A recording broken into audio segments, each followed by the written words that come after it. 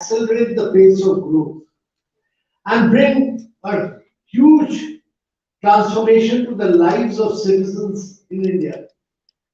Many years back, when I was working in Kerala state, I was working with traditional fishermen. My job was to transform the lives of fishermen. We were able to then provide new outboard motors so that they could go much further into the sea. We gave them new crafts, fiberglass crafts. We gave them new fishing nets. But fishermen were prone to drinking, and therefore opening their bank account was a nightmare. It used to take me 7, 8 months to open a bank account. Know your customer was very difficult. I used to chase physical bank managers for physical opening. Today, from about 8 to 9 months' time of opening a bank account, today in India, we open a bank account in less than a minute using our biometric. So I've seen this transformation taking place, huge transformation. Today, while the world faces a massive digital divide, in India, we've been able to very radically bridge this gap. This is because we have a very digital and a very robust public inclusion model. We've given digital identity to 1.4 billion people. We've brought in a huge amount of data empowerment for the citizen. We do fast payments. The UPI today, if you look at it, we today we have been able to do our digital payments last year in 2021 was 7 times more than the digital payments of USA, Canada, Europe put together. 7x. It was 3x of what China did. And we do more than 20% of what USA and China together do. And if you look around, in a whole range of areas, we've done transformation of the kind which has never been seen before. We built over, Mrs. Arora talked about vaccination. Look at the vaccination we did. We've done over 2.5 billion vaccination. That means that you've done about 7x the value vaccination of the population of the United States. We've done about 6x the vaccination of what the total population of Europe is. That is what we have been able to do. Our vaccination has been totally cashless. It has been totally paperless. It has been totally digital through the COVID app. Whereas in America, etc., it is all paperwork.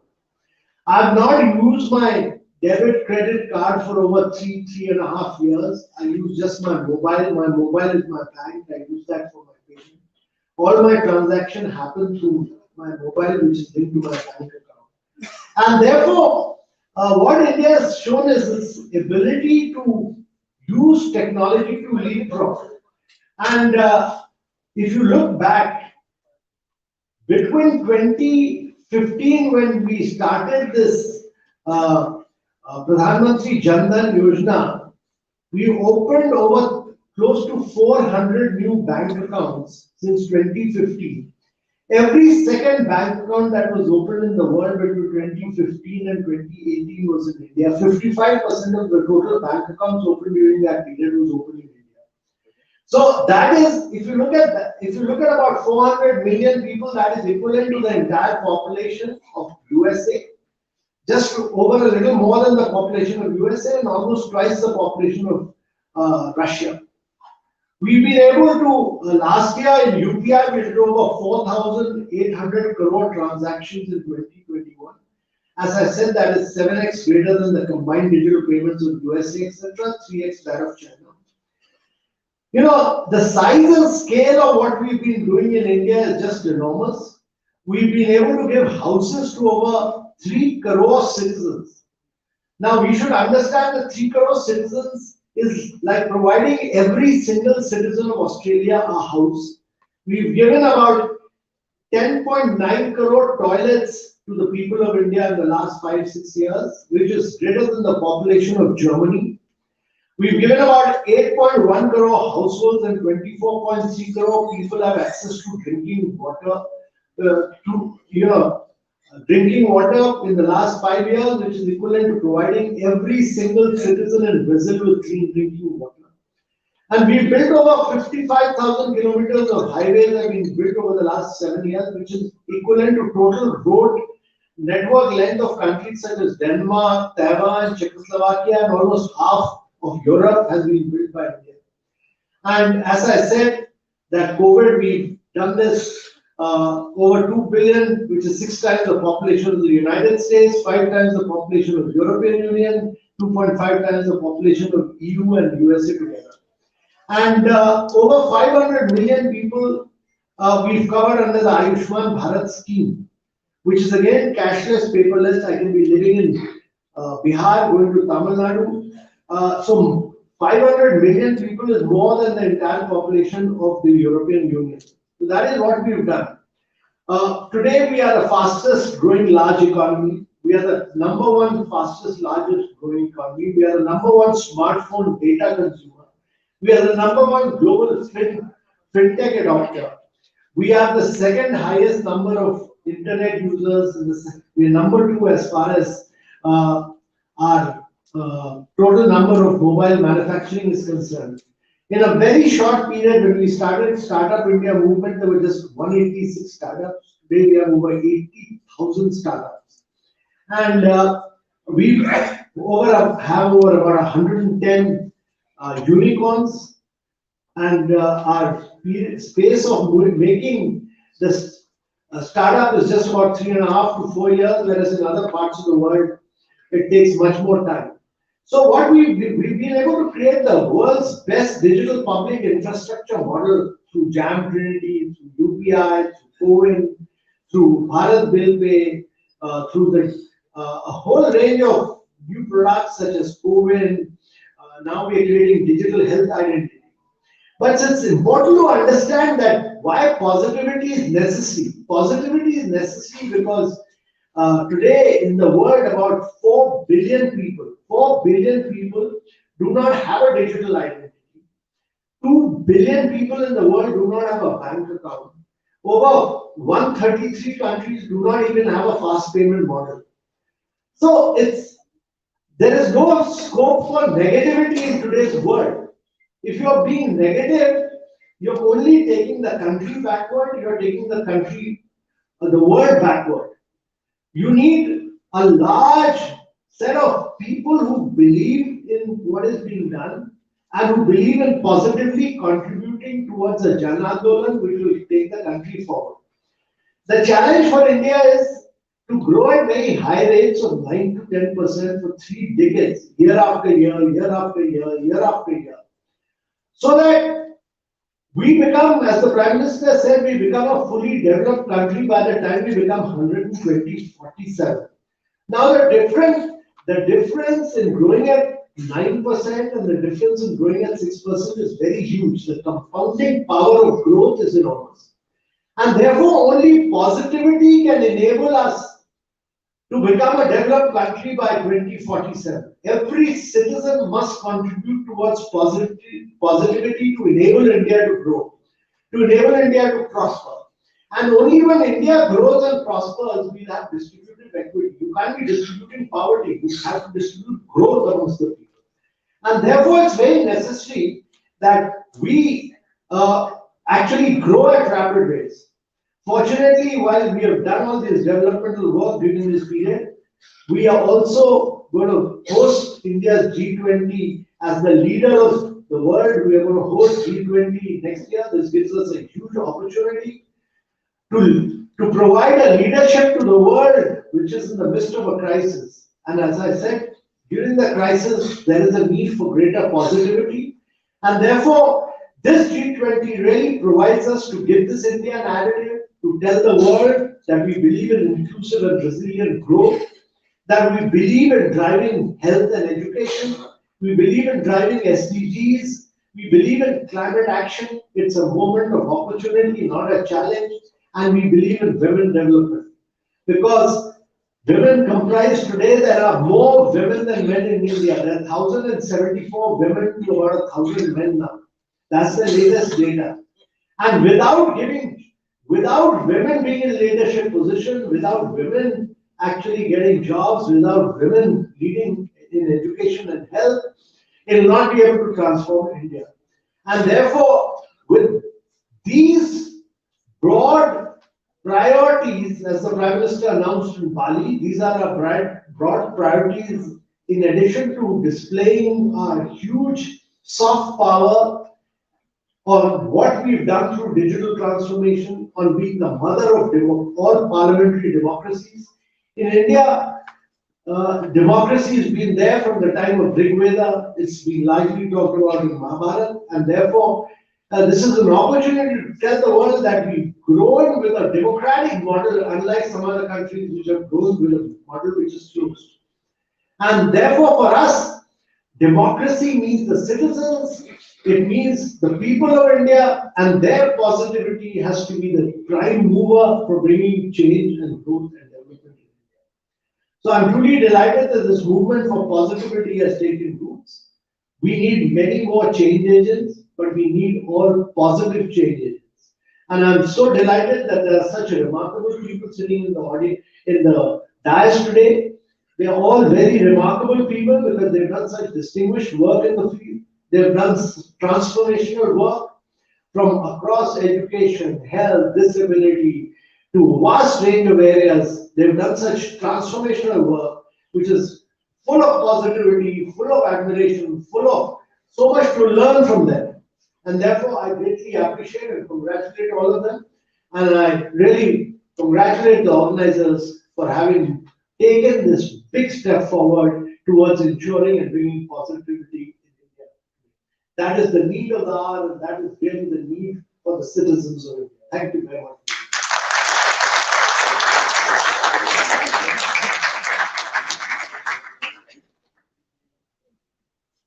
Thank you, sir, for sharing your invaluable inputs and precious perspectives on the very theme today. Now I welcome the next speaker, Sri Jagannatha Kumar, CEO of Reliance Foundation, to share his views.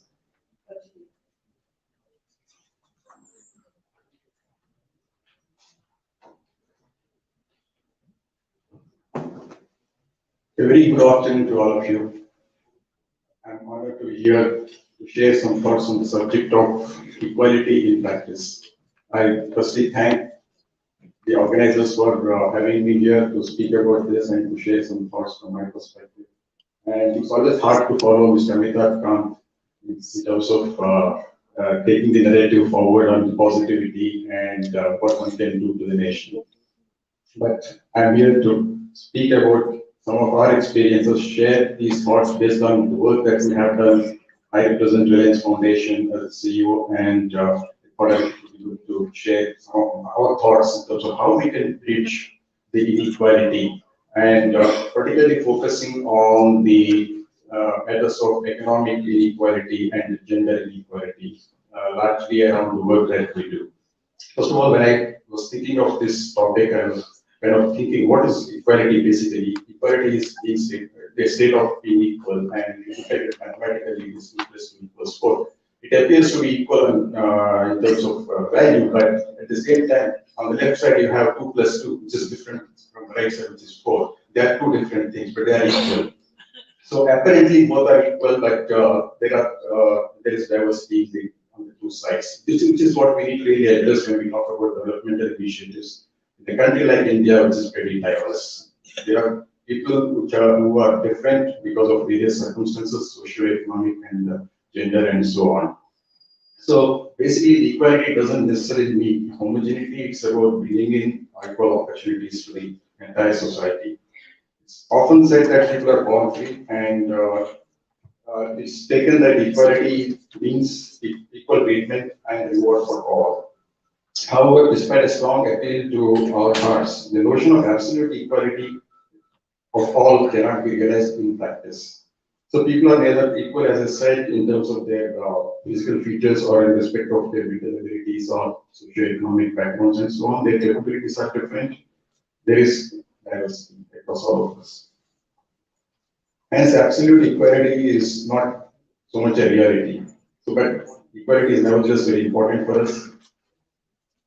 In a welfareist approach, equality has been looked at differently, where inequality in the outcome was the focus of analysis. Unequal distribution of desirable outcome is of primary concern for assessing this. However, one needs to go a level deeper to understand the complexity in this inequality. It's not of one type. It could arise from a variety of factors that some that are by chance and some that are determined by the society or even by the choices of the individual. For instance, barriers to access healthcare, quality education, or employment because of the differences in their social status or gender lead to inequality of opportunity which need to be addressed. People with unfavorable initial circumstances have to face considerable barriers for accessing opportunities regardless of their efforts. Poverty compromises access, and actually deprivation of opportunities leads to poverty. So it's a vicious cycle. Low-income communities are unable to acquire basic goods and services necessary for survival with dignity. Their development would mean access to and expansion of those opportunities for them.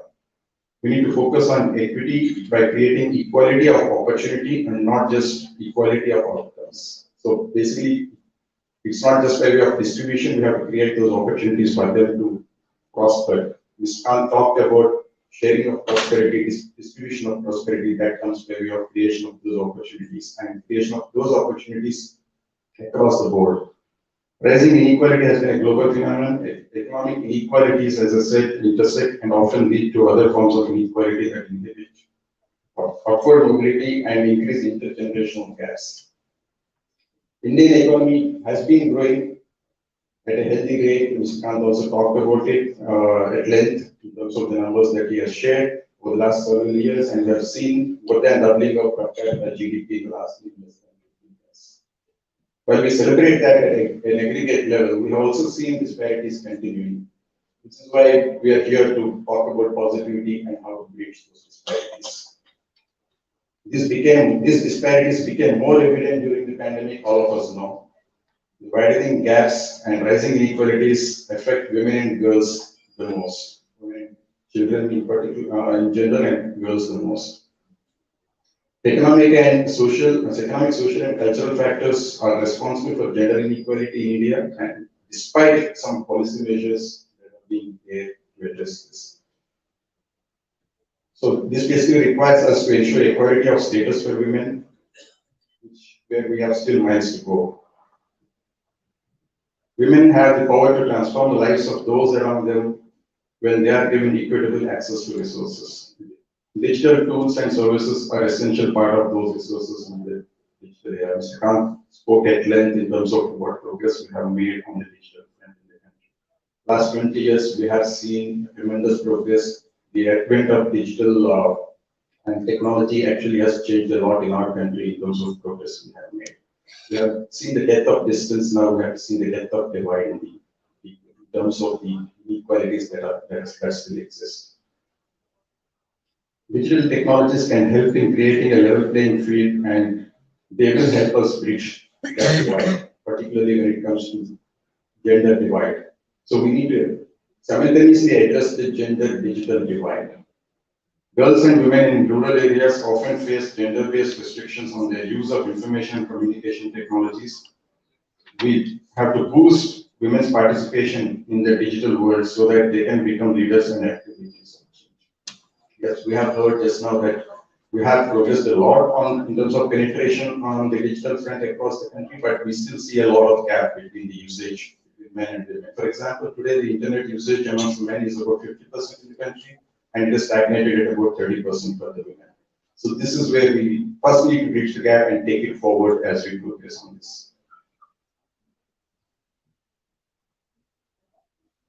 COVID-19 pushed the gamut of issues around girls' education to the surface in India and globally, with a staggering 50% of the world population still offline. The UN has dubbed digital divide risks as the new face of inequality. It's not just what we in India face, but it's a global issue as well.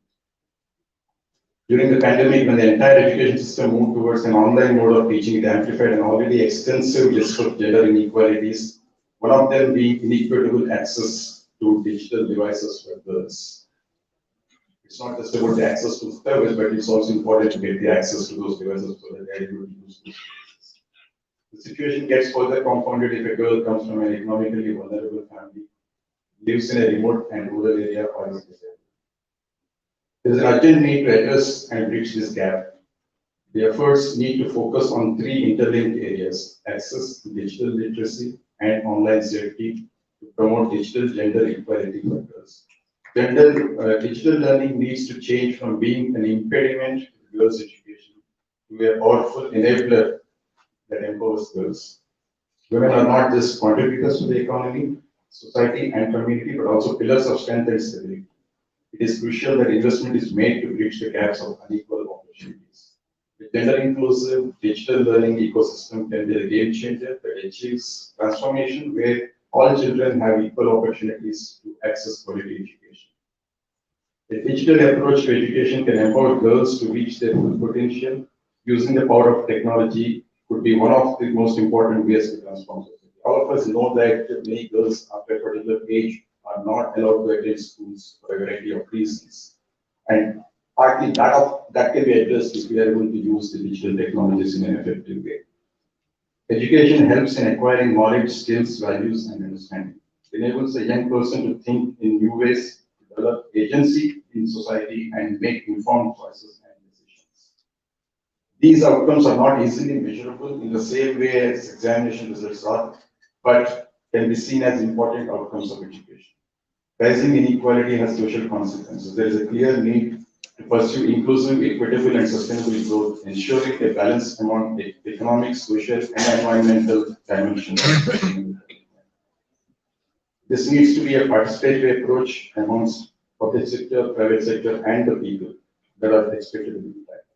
To conclude, to provide equal opportunities to everyone, we need to make efforts to account for the diversity of people, their needs, and barriers that they face. In the real world, one size fits all approach that assumes every individual has equal advantages or barriers may not work. Collectively, we need to remember that people around us have different needs, and we need to look at barriers that prevent individuals from reaching full potential and achieve an inclusive and equitable development. Thank you.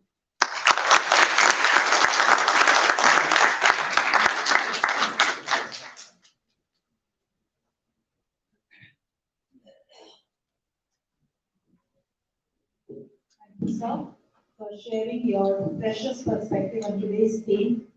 And Mr. Amitabh Kant had to leave the summit right now because they were in some meeting. So now I request Dr. Dhaneshwar to kindly chair the meeting. Okay, thank you.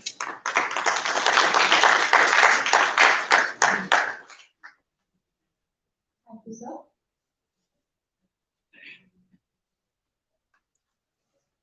So now I invite our next speaker for the day, Ms. Rani Patel.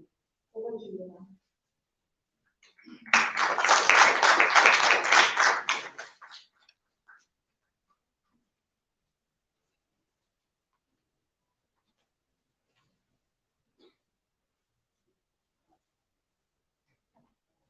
Respected guests, luminaries of the time.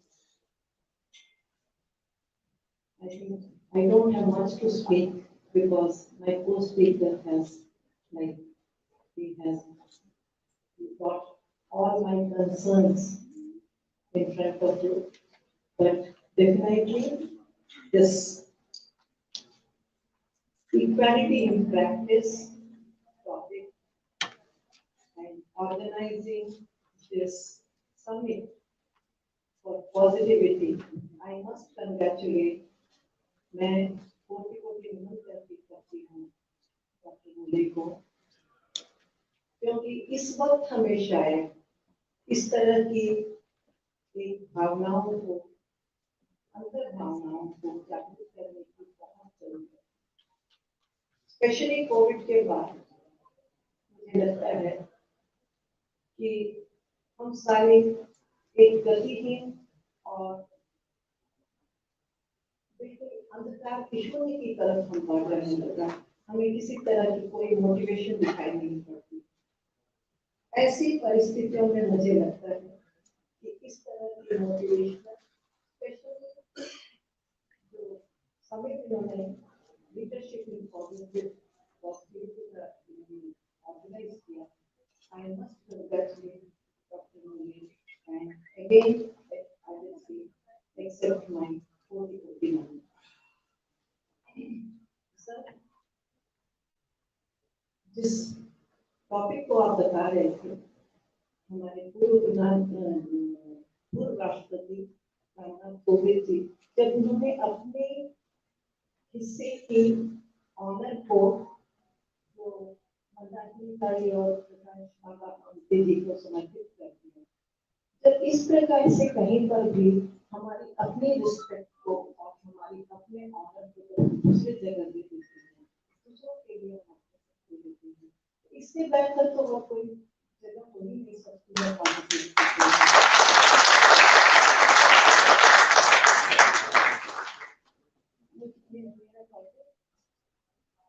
I need to speak on equality in practice. Equality is equity. Social and economic equality is the hallmark of our constitution. Through affirmative actions, our government is trying to bring equality and our but government has limited resources. Here, our role is defined. Our contribution is required. हमारी government, हमारे policies बहुत अच्छे अच्छे हैं, but मैं हर 2 कदम चलने के बाद मैं आरोहण की फाउंडर हूँ और 2005 से हम अंडरप्रिविलेज्ड बच्चों के साथ एजुकेशन में काम कर रहे हैं। मेरा कोर फोकस बच्चे और उनकी ग्रोथ, जब लीडरशिप की बात आती है, जब पॉलिसी लीडर्स की बात आती है, तो मुझे लगता है कि ये जो बच्चे सामने बैठे हैं, ये हमारे लिए हमसे अधिक इम्पोर्टेंट हैं। पिछले मैं बहुत ज्यादा कुछ नहीं बोलूंगी क्योंकि मेरे सामने policy makers, constitutional like experts ये सारे अभी बोलकर गए हैं, तो मेरा कुछ भी कहना जस्ट सूरज को एक दीपक दिखाने की भांति होगी। जिस एरिया में मैं काम कर रही हूँ, बच्चों के साथ में हूँ, मुझे ये लगता है कि पिछले हम कई सालों से हम जो देख रहे हैं, शिक्षा बच्चों की, स्पेशली जो बच्चे गवर्नमेंट स्कूल्स में हैं, जो मार्जिनलाइज्ड सेक्शन से हैं, उनको हम कहीं पर भी बात नहीं करते हैं। एक प्रणाली हमने स्थापित की है, गवर्नमेंट ने बहुत अच्छी पॉलिसी बनाई है कि एनजीओस को एक प्रॉपर नेटवर्किंग के थ्रू और एक स्ट्रॉन्ग उनको एम्पावर करने के लिए कॉर्पोरेट्स को ये दिया गया है रिस्पॉन्सिबिलिटी। बट जो पॉलिसीज हमारे हैं, वो सारे अनअवेयरनेस की धुंध में जो है छुप जाती है। जब कभी भी हमारी पॉलिसीज बहुत अच्छी हैं, अभी जिस तरह से कोविड-19 का और लॉकडाउन हुआ और उसके बाद जब 2 साल बच्चों के स्कूल बंद रहे, उस वक्त मेरे ख्याल से 274 मिलियन बच्चे हमारे देश के उस चीज से अफेक्टेड हुए, ये लीडरशिप का देखा। और 3/4 ऑफ बच्चे जो गवर्नमेंट स्कूल्स में पढ़ते हैं, शायद उनके पास कोई भी शिक्षा का कोई कनेक्शन ही नहीं था, क्योंकि हम हर रोज उन बच्चों के साथ मिलते, उनके फैमिली के साथ मिलते, और हमें ये लगता कि वो बच्चे एक अंधकार की तरफ जा रहे हैं। छोटे छोटे क्यूब्स में रहते हुए बच्चे घरों में डोमेस्टिक वायलेंस और पेरेंट्स को कोई अर्निंग रिसोर्स नहीं होना, एक मानसिक उत्पीड़न और ट्रॉमा की तरफ वो बढ़ रहे थे और ब्लैंक हो रहे थे। और सडन जब बच्चे स्कूल खुल गए, तो हम लोगों ने ये थोड़ा भी नहीं सोचा कि मानसिकता बच्चों की किस तरह से रही होगी। हमने इस तरह से बोल दिया कि कुछ हुआ ही नहीं। Sir, I am humble and I offer a compliment that if I have spoken anything wrong. But the condition of children are still like blank. उनकी जो लर्निंग एबिलिटीज थी उन्हें 2 साल प्रमोट कर दिया गया और वो बच्चों की लर्निंग एबिलिटीज ऑलमोस्ट 3 इयर्स, क्योंकि उनको कोई कनेक्शन ही नहीं था पढ़ाई के साथ, that fallen back to almost 2 to 3 years. The total learning losses were almost 5 years. और जब बच्चे स्कूल्स में आए हैं तो मुझे लगता है कि टोटली उन लोगों को ब्लैंक और उनकी मानसिकता के लिए वो जब डेवलप नहीं कर पा रहे हैं तो अभी जो डिजिटल हमारे सोशल मीडिया उनमें अपने आप को ज्यादा से ज्यादा इन्वॉल्व कर शायद गलत राह पकड़ लें। इस वक्त हम सबको जरूरत है कि डॉक्टर दुले, जो आपने इस स्टार्ट किया है उसकी तरह मैं आपको शायद आकर जब मिली थी यही बताने की कोशिश कर रही थी। आप NHRC जो हमारे देश का एक बहुत ही उच्चतम ये पॉलिसी मेकिंग का या नहीं तो उसके लिए लीड कर सकते हैं हम लोग। तो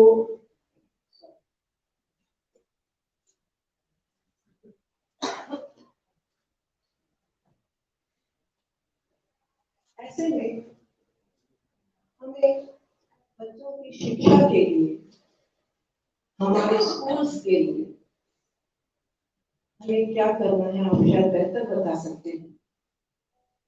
क्या इस तरह की परिस्थितियों में हम नेक्स्ट 5 इयर्स के बाद हम सेम लीडर्स जो हम लोग को प्रिविलेज मिली है, ये एक अनइंटरप्टेड वे में चलते रहना वाला प्रोसेस होना चाहिए। और जहाँ 5 इयर्स के बच्चों की लाइक बिल्कुल किसी से डिटैच फ्रॉम एवरीथिंग, जब उन्होंने इस तरह का इस स्थिति में है तो क्या हम नेक्स्ट 5 या 10 इयर्स में हम बेहतर लीडर्स को हम एक्सपेक्ट कर सकते हैं। बच्चों, किसी भी चीज से हम लोगों को उदासीनता होने की जरूरत बिल्कुल भी नहीं, हम बिल्कुल कर सकते हैं। जैसे अभी मेरे को स्पीकर्स कह रहे थे, अमिताभ सर कह रहे थे कि हमने वो जो कोविड का जो समय था हम सारे मिलकर इसको एड्रेस किए, और मैं पूरा नहीं कहूँगी बट डेफिनेटली हमने अपनी देश की एक मिसाल कायम की कि हम दिखे नहीं, है ना। तो इसी तरह से यदि ये रिस्पॉन्सिबिलिटीज हम जो लोकल स्टेक होल्डर्स स्टूडेंट्स भी स्कूल से या हमारे इंस्टीट्यूशन से बड़े इंस्टीट्यूशन से है और जो लोग इसमें पार्टिसिपेट करना चाहते हैं, लीडरशिप के लिए सबसे इम्पोर्टेंट मुझे लगता है पार्टिसिपेशन। लोगों का पार्टिसिपेशन, समझदारी से पार्टिसिपेशन। समझदारी तब आएगी जब हमारी शिक्षा प्रणाली, शिक्षित बच्चे उसको पार्टिसिपेट करेंगे, नहीं तो हम सारे अपने जो भी किए हम खुद ही अपने लिए तालियां बजा लेंगे कि हमने बहुत अच्छा कार्य किया। और दूसरी तरफ मैं ये भी कहूँगी, I always say that whatever we experience in our first 25 years of life, we use those experiences in addressing the issues, and in next 25 years or for lifetime. So, healthy childhood, happy childhood transforms in healthy adulthood, and healthy adulthood always like healthy adulthood से एक अच्छी community बनती है। So education मेरा core focus है, मैं बार-बार उसी वक्त चारों तरफ घूमकर एक ही जगह आ जाती हूँ। और सर डॉक्टर बोले आप NHRC के सीनियर मेंबर हैं। हमारे जैसे हमने फाउंडेशन डे में हम कई सारे पार्टिसिपेंट्स को हमने देखा, लोकल HRCs को देखा था कि वो सारे बहुत ही एंथुसियास्टिक थे, वो रिस्पॉन्सिबिलिटीज लेने को तैयार थे, पर उन सबके पास कोई डायरेक्शन नहीं थी। यदि आपसे ये शुरुआत होकर हम एक प्रॉपर ह्यूमन चेन बना पाए, मेरे ख्याल से हम ये लड़ाई बहुत जल्दी ही जीत जा सकते हैं और हमारे कोई भी बच्चे बिना शिक्षा के, क्वालिटी एजुकेशन के नहीं रहेंगे।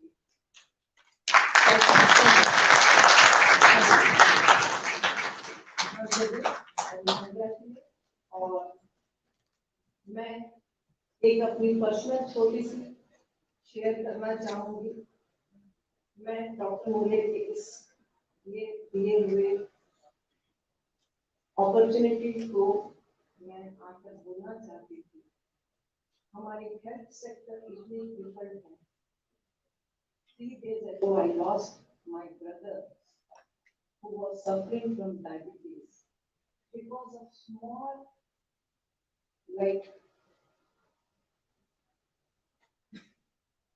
उसके आधार कार्ड में कोई गलती थी, वो बहुत फाइनेंशियली वेल ऑफ नहीं था। उसकी डायलिसिस एक बार गवर्नमेंट हॉस्पिटल में हो गई, पर हम हर तरफ के लोगों को हमने कोशिश की, वहाँ के लोकल MP और के माध्यम को हमने लिखा थी, पर किसी ने कोई रिस्पॉन्स नहीं दिया और within 3 months he died of diabetes, dialysis की ट्रीटमेंट के बगैर। तो जब हम इक्वालिटी की बात करते हैं, मेरे ख्याल से इक्वालिटी तब कहूँगी जब कोई भी इंसान इस तरह से किसी हेल्थ इश्यूज से वंचित नहीं है, तब रियल इक्वालिटी, बच्चे कोई भी भूखे नहीं रहे, उनके हेल्थ इश्यूज, कई सारे बच्चे कई तरह से मानसिक तौर पर बताइए उनकी हम कभी नहीं देख पा रहे हैं। मैं रिक्वेस्ट करूंगी आप ह्यूमन राइट्स के सीनियर मेंबर, आपके पास में you are empowered, I will request, I will please to do this kind of things. Thank you.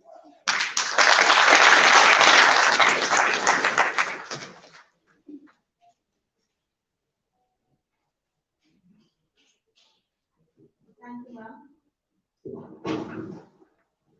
I think working with children over the years, and you spoke of education, one of the biggest instruments of bridging inequality in our society. Thank you, ma'am, for sharing your perspectives. I now invite our next speaker, Ms. Nidhi Goel, to address the audience, please.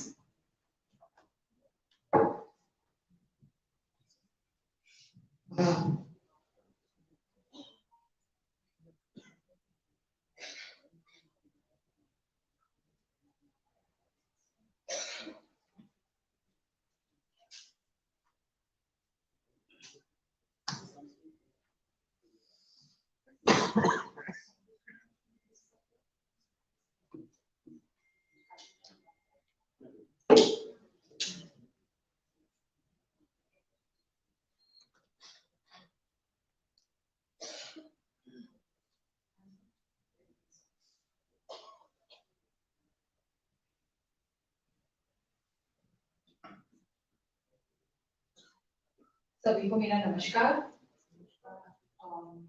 Honorable Dr. Mui, NHRC के सारे members, chair, all the respected dignitaries, माननीय अतिथि जो यहाँ बैठे हैं auditorium में भी, जो इस मंच पर आकर रहे हैं और जो अभी भी सभी को धन्यवाद कि मुझे यहाँ पर आपने इनवाइट भी किया और आप सुन भी रहे हैं। अभी ये मेरा सौभाग्य है कि इतने दिग्गज क्या कहते हैं वक्ताओं के साथ, इतने एस्टीम्ड पैनलिस्ट के बीच में I will be talking today and presenting some of my thoughts on what this journey has been. This is very Um, and what positivity or what progress looks like when we look at it from the lens of the future. It's very interesting because हम हमेशा सुनते हैं, and I will switch between Hindi and English, and I hope that's fine, to just ensure that there's comprehension and access for everyone. We always hear change brings innovation. We just heard Shri Amitabh Kanji say crisis brings opportunity. And actually, मैं simply अपने thoughts or presentations, observations as someone who's been working in the field, I was going to be presenting. But these two concepts of crisis brings opportunity and change brings innovation reminded me of my own life. अक्सर हम इतना काम करते हैं कि हम अपनी खुद की जिंदगी को भूल जाते हैं, right? So reminded me of this incident from my own life. When I was 15, I was diagnosed with this eye disorder. And a very educated friend of my father said to him that, just hide her disability, don't tell anyone, get her married at 18, otherwise she'll be a burden. It's very interesting why I remembered this today on the stage while listening to other speakers, because what did this change or what people perceive as crisis, what did this bring to my life and the life of my parents or family? Couple of steps, and I think that's the movement that we're looking at. That's the progress that I will be presenting. Is that what my father did? My father did not listen to the negative voice. The negative voice is stigma. He believed and invested in me. I think all speakers here have been talking about investing in our children and youth, investing in our women, investing in our people. He created an enabling environment. So of course, he helped me learn to walk again, read again, write again, use technology again. But he basically was creating an enabling environment and enhanced my access to opportunities. And I think that's what really sounds like progress. When we're looking at people with disabilities, and I stand here today as a disabled woman in front of you, thinking about communities, the various communities that I belong to, right? The community of being a woman, the community of being disabled, and several other communities that stand with me, are inside of me, and I'm an ally of. For 1 billion people in the world living with a disability seems like a very humongous number. If you look at India and the oldest census data, we're still 26.8 million. हमने यहाँ पे बहुत सारे figures सुने जो कांसर ने कहा कि ये इस पॉपुलेशन के जितना है 26.8 million people in 2011 lived with a disability in our country. The numbers are much, much, much higher today. But what is disability and does it interact with our life? I think disability is a cross-cutting issue, which all of us need to look at. ये जो विकलांगता का मुद्दा है, ये सिर्फ उनका मुद्दा नहीं है. वो जो disabled हैं, उन ग्रुप के लोगों का मुद्दा है, क्योंकि विकलांगता हम सभी के जिंदगी में है. कोई ना कोई रूप में है. हम अगर हमारे elderly population को देखें, तो कम सुनाई देता है, उसको हम कहते हैं ये तो उनकी उम्र की वजह से हुआ है. हम कभी भी उनकी आंखों की रोशनी कभी डिसेबिलिटी नहीं कहते हैं. हम उनके जो घुटने काम करने बंद हो जाते हैं तो उसे क्लिनिकल कंडीशन कहते हैं. But I think disability is a part of all of our lives. When we meet with an accident, when we know people with disabilities, if we look around and make it visible. Why is it important to think about? Why is it important to think about inclusion here with disability? Because when we think about social progress, there is no social progress without inclusion of diversity and disability. If you look at the cost of exclusion, because we also need to think about progress in economic terms, we're looking at if we keep disabled people out and not invest in them, if not invest in our youth with disabilities, people with disabilities, not provide opportunity, we're looking at a loss of up to 7% of GDP for our country and economy. A little bit of the progress that we have made, many steps forward, many steps ahead to take. In 2007, India ratified the United Nations Convention on Rights of Persons with Disabilities. What did this mean? The first thing it meant was that disability moved from a subject of charity. It moved from something that you did in your spare moment of pity towards a group of people to something that was seen as human rights of a group, dignity of a group. From burden in society to productive contributive members, the individuals who contributed to society, from people who are silent to people who have voices. We spoke about non-discrimination, we spoke about equity and reasonable accommodation, thanks to this United Nations Convention. And what we did as a country and the country government wasn't that 2016, we, in line with this convention, in line with the commitments that we made globally, we came up and passed a law, the Rights of Persons with Disabilities Act 2016. Really progressive, a big hope to the disability community and to inclusion in general, which spoke about meaningful participation and to be building an equitable environment. But very important, and here, some of my co-panelists have spoken about this, it brought gender and disability together. Women and girls with disabilities on the agenda of disability. It brought human action, of course, positive encouragement, but also human action for discrimination. So that we, as ma'am said, are not just talking about our rights, but holding each other accountable to bring this change and make the reality happen. What happened from the 2016 law? Many good facts. What we are looking at today is the shift in the way we look at education within education policy and disability being categorically included. So when we talk about our children, we're talking about all our children without leaving anyone behind. We're talking about providing them with accessible reading material. It's not just their responsibility. जैसे हर बच्चे के लिए library खुली है वैसे आप विकलांग बच्चों के लिए भी उनका अधिकार है कि उन्हें लाइब्रेरी मिले, उन्हें एडमिशंस मिले, उन्हें स्क्राइब मिले, उन्हें विजुअल मटेरियल का ट्रांसक्रिप्शंस मिले, उन्हें साइन लैंग्वेज इंटरप्रेटर मिले, just a barrier to education for all. We also moved to having accessible elections. Kids are really excited, and I remember being this young person and having friends who said, "We're waiting to turn 18 so that we can vote. We have the right to vote, which is enshrined, and it is given to all of us." For a large population of disabled voters, that wasn't the reality. The struggles were going on since 2005. In 2019, we made a significant push, and in 2022, even from 2019, there was a further increase up to, I think, up to 17% increase just in 3 years of disabled voters. What really some of these examples bring to us, there's also been the criminal law amendment where violence against women with disabilities has seen specific needs and redressals for women with disabilities, so that we're building a safe and accessible environment for all. We have huge hope from the Chief Justice of India, Justice Chandrachud. But what we're looking at when we're building back better, we've all been speaking about the COVID crisis, the way we function, but we are in a way building back, and let's build back better. Setting the stage, as again, Mr. Khan said, through the G20 presidency, and what this would mean while we are building back better from this COVID crisis. It's important that we focus on sustainable and resilient economic and social growth, but that will only happen with inclusion. With the Vision 2047, we're talking about the next years of India and becoming a fully developed country, the third largest economy of the world. We are hoping for that. But let's make our vision for social inclusion, for disability inclusion, equally bold and ambitious. We were holding a disability policy consultation, and our partners inputted this, that why aren't we looking at a country to become the largest exporters of accessible devices, affordable accessible devices, right? Unlike other countries, why are we not making our tourism as the hub, as the leading tourism country where we have accessible tourism?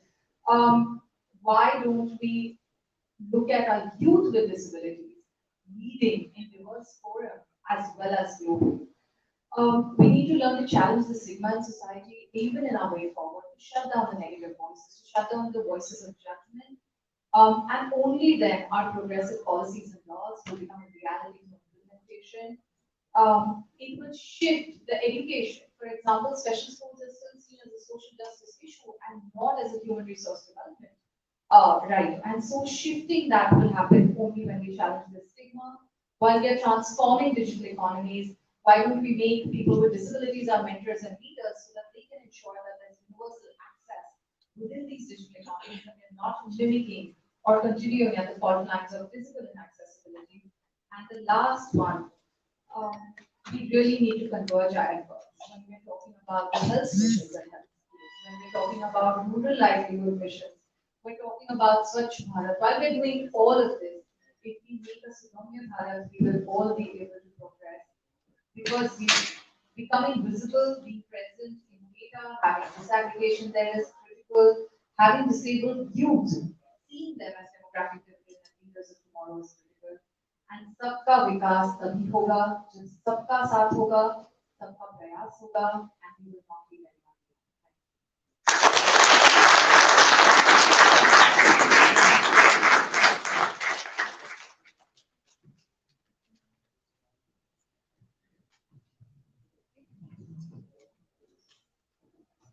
Thank you, ma'am, for giving your insights on certain very, very important dimensions like inclusion in terms of gender and disability and the importance of investing also. Thank you once again. May I now call Ms. Shulashri Rahane to share her views on the topic.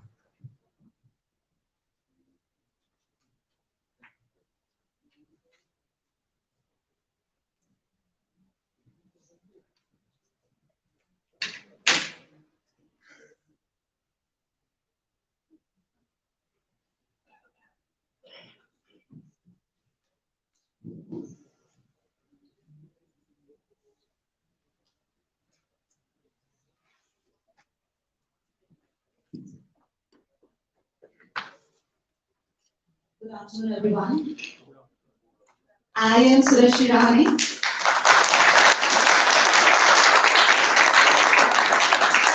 And this is great, right? Like, we saw that the podium was so heightened, and then I asked for a mic, and then we got a mic. And this is my first lesson that I learned when I was very, very young. That if you ask for something, many of the times, then never you will end up getting it.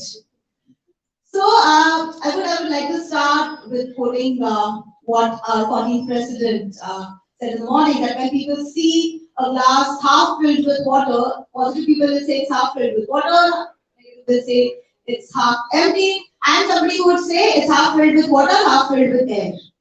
Okay, that is how positive I am. And I am a physically challenged female entrepreneur coming from a village.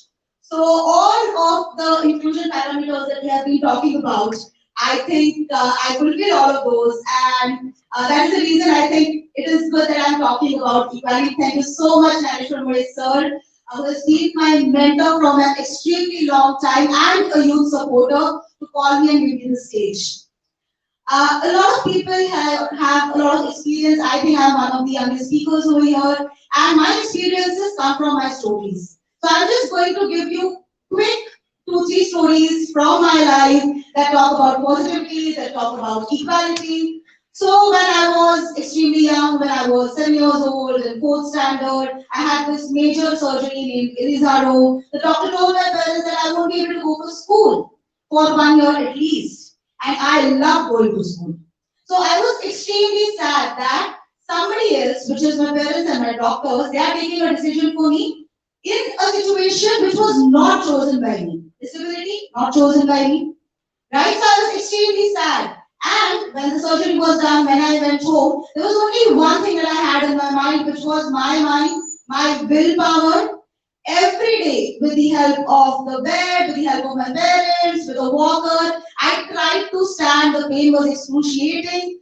But because I believed into going into school, I actually ended up going there in the first 3 months itself with the help of a walker and saved 1 year of my life.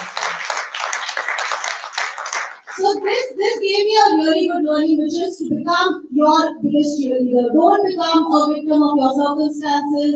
Don't sit on your circumstances and cry, because we all have options. And we all have options every single time. And I'm so happy that the students at the back, the female students, are all like nodding. Okay, because yeah, this one is to you. The second story, when I was in my MBA, when I was interviewing for this company named PepsiCo, a lot of us know this. My first recruiter, I went in for the interview, and I wanted to go into sales. I had listened to all of these CEOs, the CEOs, India CEOs and CXOs, and they all had one thing in common, which was that we started our career with sales, and that is something where you will learn everything on ground. And when you look at somebody like me, you would say, "अरे sales कैसे होगा? तुमको रास्ते पे चल के जाना पड़ेगा, फिर जाके लोगों से बात करनी पड़ेगी, लेज और पेप्सी बेचना पड़ेगा." And that is the question that I faced from my recruiter. He said, "Would you want to go in sales capabilities?" Sales capabilities is a fancy term for HR for sales. And I said, that is not my cup of tea. I won't want to go. And I requested to him that he has to give me an opportunity into on-ground sales, and I will prove it to him.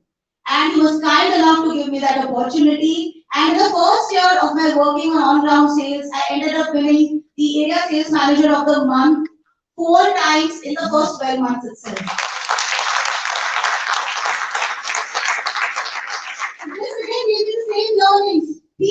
when you will ask for it, there are many good people out there who will give you that guidance, who will give you that opportunity.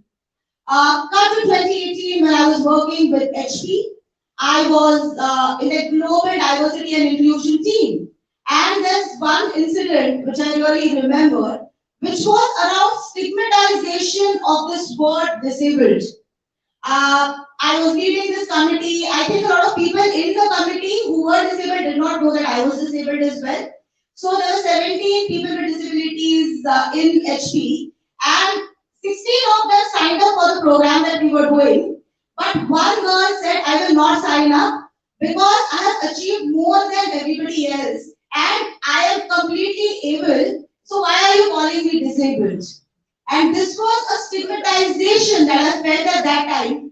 And when people around me told me, oh, this is what she's saying, I called her up and I said, this is what we don't want. We want people who have reached to this heights, who have this confidence, who have had this education background, to talk and mentor this other 16 people who are not so confident, who are not so privileged in getting the right upbringing, in getting the right sense of privilege in being a disabled when they were growing up. So that confidence is required from your external surrounding at times. And that is something that we can do. So first thing that I would like to say in terms of disability and inclusion and equality into that is the first change is needed into mindset. And I give you a small story on this as well. I had won an award a few years back and an interviewer was interviewing my father. And my father was so happy and he had tears in his eyes. And he said, "Arey, ye to meri beti nahi, mera beta hai." And that thing hurted me to my core. I had to stop that interview and I had to tell him that I don't want to be your beta. I am extremely happy with your beta. And that is what I want. I want to be the best daughter for my parents, for my in-laws, for my mentors, and for this country. The second thing is, of course, accessible infrastructure. The speaker before me also talked about accessible infrastructure. I went to colleges, 3% reservation for people with disabilities. Still, hardly 3 to 4 people with disabilities in 1,000 students.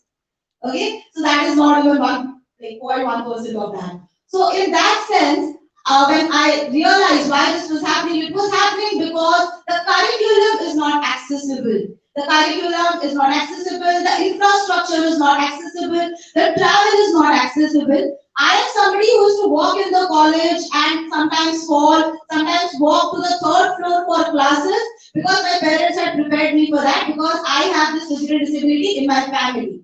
So my family was already prepared into this thing. But not a lot of people will have this kind of a background, and then when they come to colleges like this, they realize that the infrastructure is not suitable. They won't be able to go to the third or the fourth floor for their classes when there is no lift, when there is no ramp, when the curriculum is not in brain, and that is when they drop out. And a lot of people dropped out in the first year itself. And that is something that we have to change. And the third thing is that change starts from us, right? How many of you believe that change starts from us? Awesome, great. So I also believe that change starts from us. So I'll tell you some of the things that we are doing into our startup. I run the startup Your Book Canvas, India's #1 Your Book company. Amitabh Khan sir talked about unicorns. I am looking to be in the next 100 list of unicorns of India.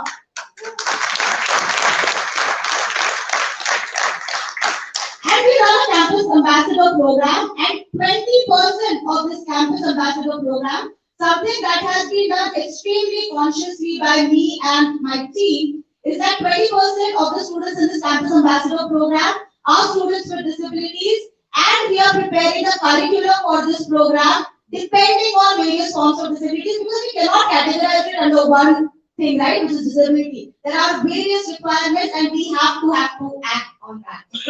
The second thing that we have taken an oath, which is to have 20% of our workforce in Your Book Canvas in the next 2 years to be of people with disabilities. Because of government jobs पे dependent है, मुझे लगता है कि even private jobs, startups now which are coming up so well, we all need to look into this inclusion, we all need to look into giving the right platform, into giving an equal platform to everybody that's out there. Thank you so much.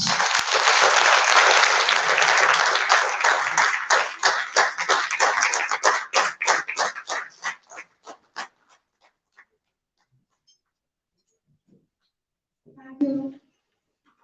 Thank you, Rishikumar. I think while saying thank you to you, I think we can all put our hands together for a round once again. Because I think each one of us felt those positive vibes coming out of her. As she was here, she was just exuding nothing but pure joy and positivity. And that keeps us in sync with this beautiful evening once again. And now it is the time for recognizing and, of course, felicitating people who have made commendable contributions in some way or the other, again bringing a lot of positivity in innumerable lives and the society at large. May I request Dr. Dhaneshwar Mule and Dr. Prashant Dwivedi to do the honors for today's awardees. And I would like to call them on stage. We first have Padma Shri Kanwal Singh Chauhan. Kanwal Singh Chauhan is an Indian farmer from Haryana, India. He is known for his contributions to crop diversification in the agricultural industry. In January 2019, he was awarded Padma Shri, India's fourth highest civilian award. He was honored with NG Ranga Farmer Award 2010 by ICCR in August 2011. It's an honor to actually felicitate you, sir.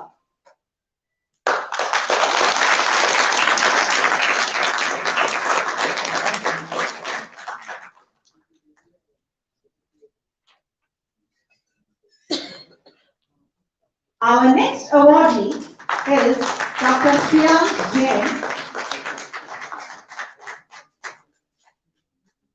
He wants all his patients to be informed and be knowledgeable about their health care, from treatment plans and services to insurance coverage. And he is also a sexologist with more than 13 years of experience.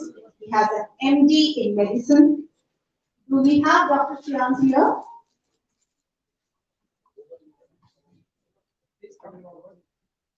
Dr. Priyank Jain. Okay, just we give maybe a loud round of applause for him. Awardee for the day is the Rishikumar Pandya. Rishikumar is a well-known astrologer, priest, devotional singer, and director of Om Jyotish Karyalaya. He is working in astrology field since 25 years and has conducted thousands of episodes in many channels. It is indeed an honor to felicitate you, sir. In 2017, he was awarded by Advanced Scientific Vastu Award. In 2021, he was awarded by Devagya Shiramani Award. He was also awarded as he was also given the award for Astro Consultant Award by World Bank. And also, last but not the least, he was awarded by Jyotish Mahakumbh and Star Achiever Award. Heartiest congratulations, sir.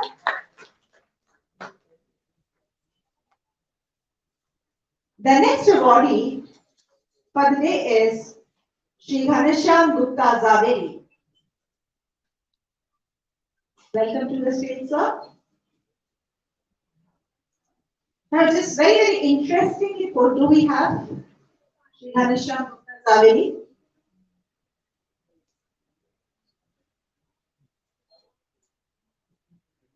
Okay. So we move on to the next awardee for the day, Shri Munshi Lal Kundra. Do we have him here, sir?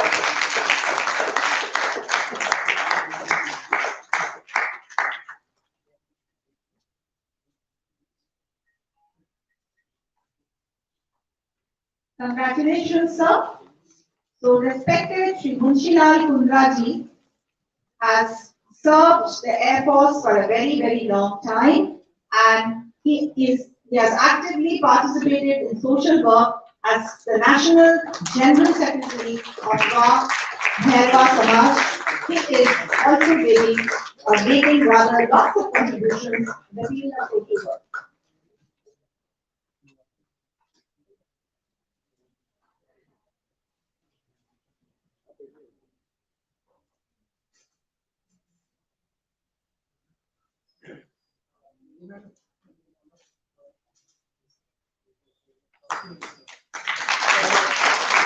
Congratulations once again. Felicitations in fact always bring a lot of joy. I think be it a school child or be it an adult.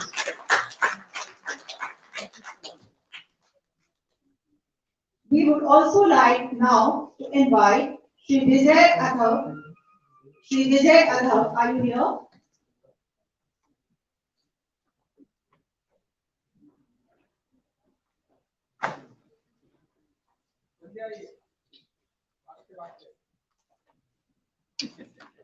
Shri Vijay Adhav ji, you are being commended here for your precious contribution to society and of course sending the ripples of positivity in society and making differences.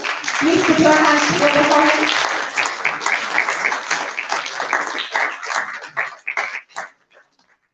Congratulations, sir.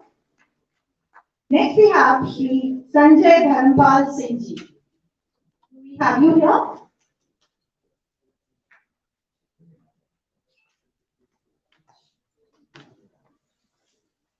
Your contribution to society and making positive changes in many, many lives is being recognized here today. Congratulations, sir.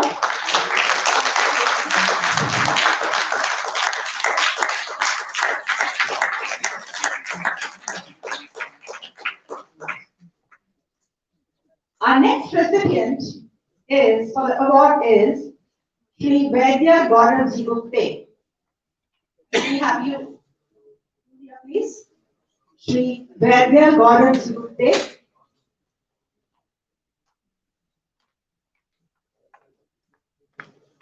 It is indeed very, very inspiring to see how very young people are making differences in society by the kind of hard work, effort, and selfless service that they are putting in.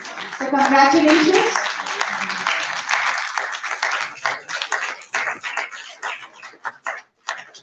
I think it is such youth who are going to take our nation to a different dimension altogether to the next level. Congratulations and thank you. And last but not the least, we have Shri Sanket Sa.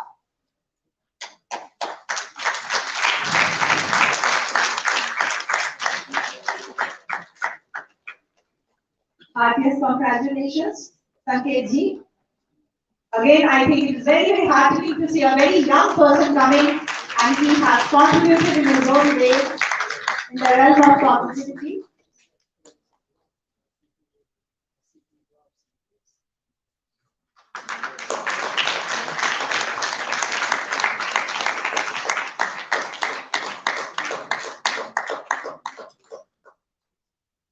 May I have on stage next Sri Shrikant Badave ji.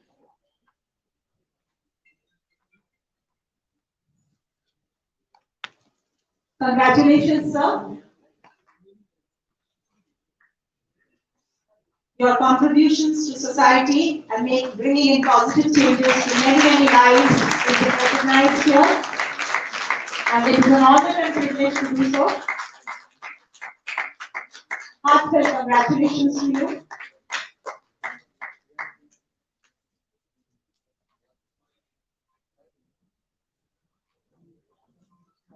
May I ask all of you to take your seats kindly?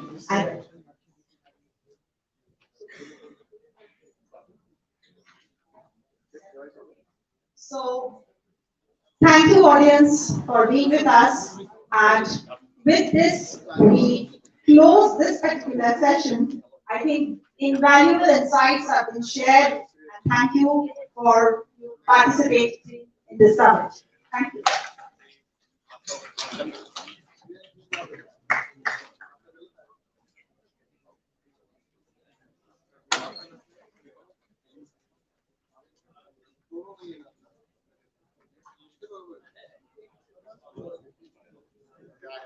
Thank you, ma'am. May we have you on stage, please?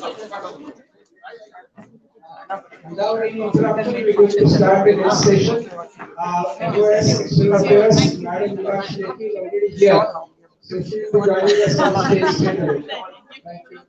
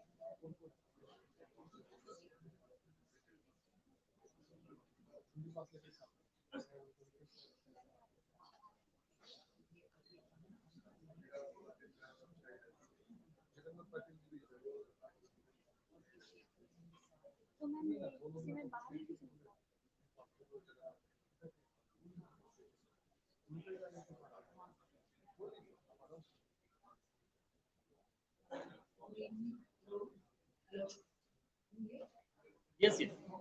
So I request the speakers for the next session, the third session,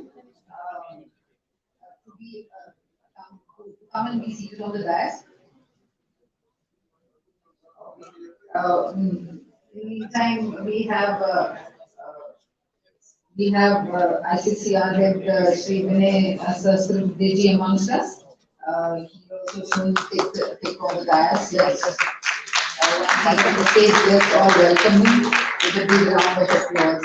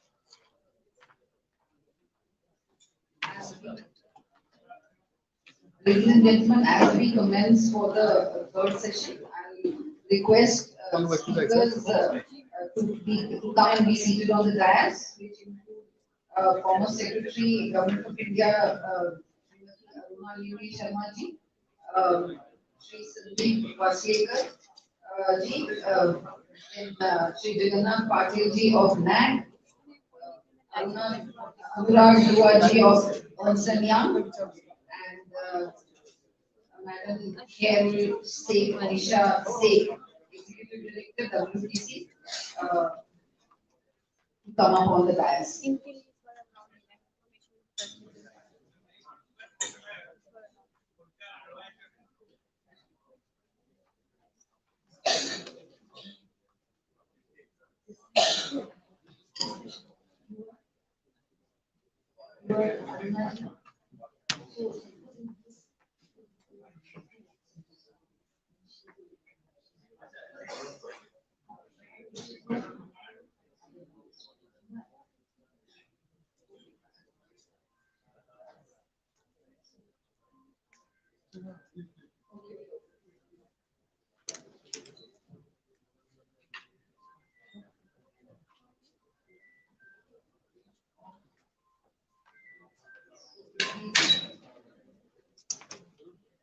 Do we have Sri Sandeep Vaslekar ji amongst us?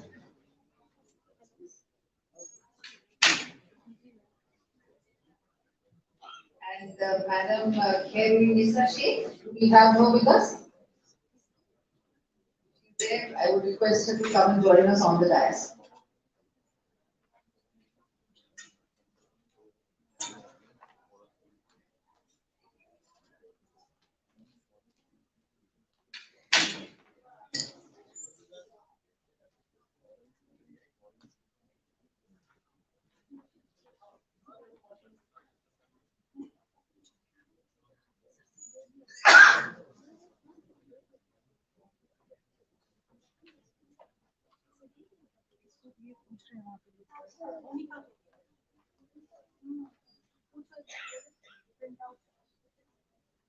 I would like to welcome everyone. A very warm welcome to everyone once again, and to all our lovely audience and to our esteemed guests. We just had the privilege in the earlier sessions to listen to stalwarts from practically all fields that have surely enhanced our knowledge and have left us more informed. Let's now dive into the third session, which is India at 100, Nation Building Ahead. I take pride in welcoming uh, our, our keynote speaker, former Secretary, Government of India, Srimati Aruna Levi Sharma ji, Sri Sandeep Vaslekar, the Strategic forecast group Mumbai, advisor NAC Bangalore, Sri Jagannath Patilji, Sri Anurag Duaji from Ernst and Young, and Madam Carol Nisa Sheikh, Executive Director, WTC Services and member, WTC Association, New York. I would request Colonel Akash Patel to felicitate our guests. Colonel Patel.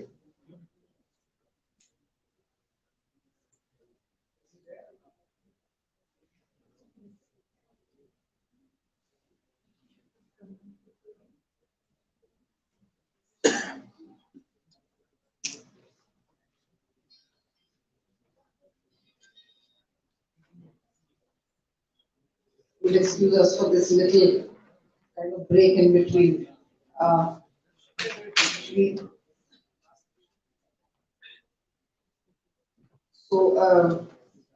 Positive Rishi ji will felicitate Aruna ji, and a huge round of applause please from the guests we welcome.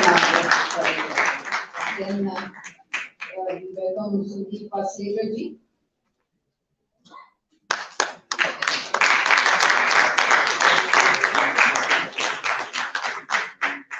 Then advisor NAC Bangalore, Sri Jagannath Patil ji.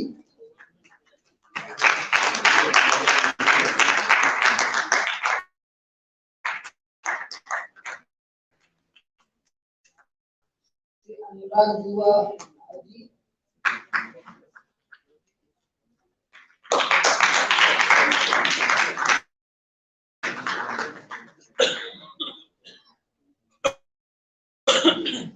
Thank you so much. I'm going to first invite Srimati Aruna Lini Sharma to speak a few words to us. I think she's got to leave, so we like to hear of us.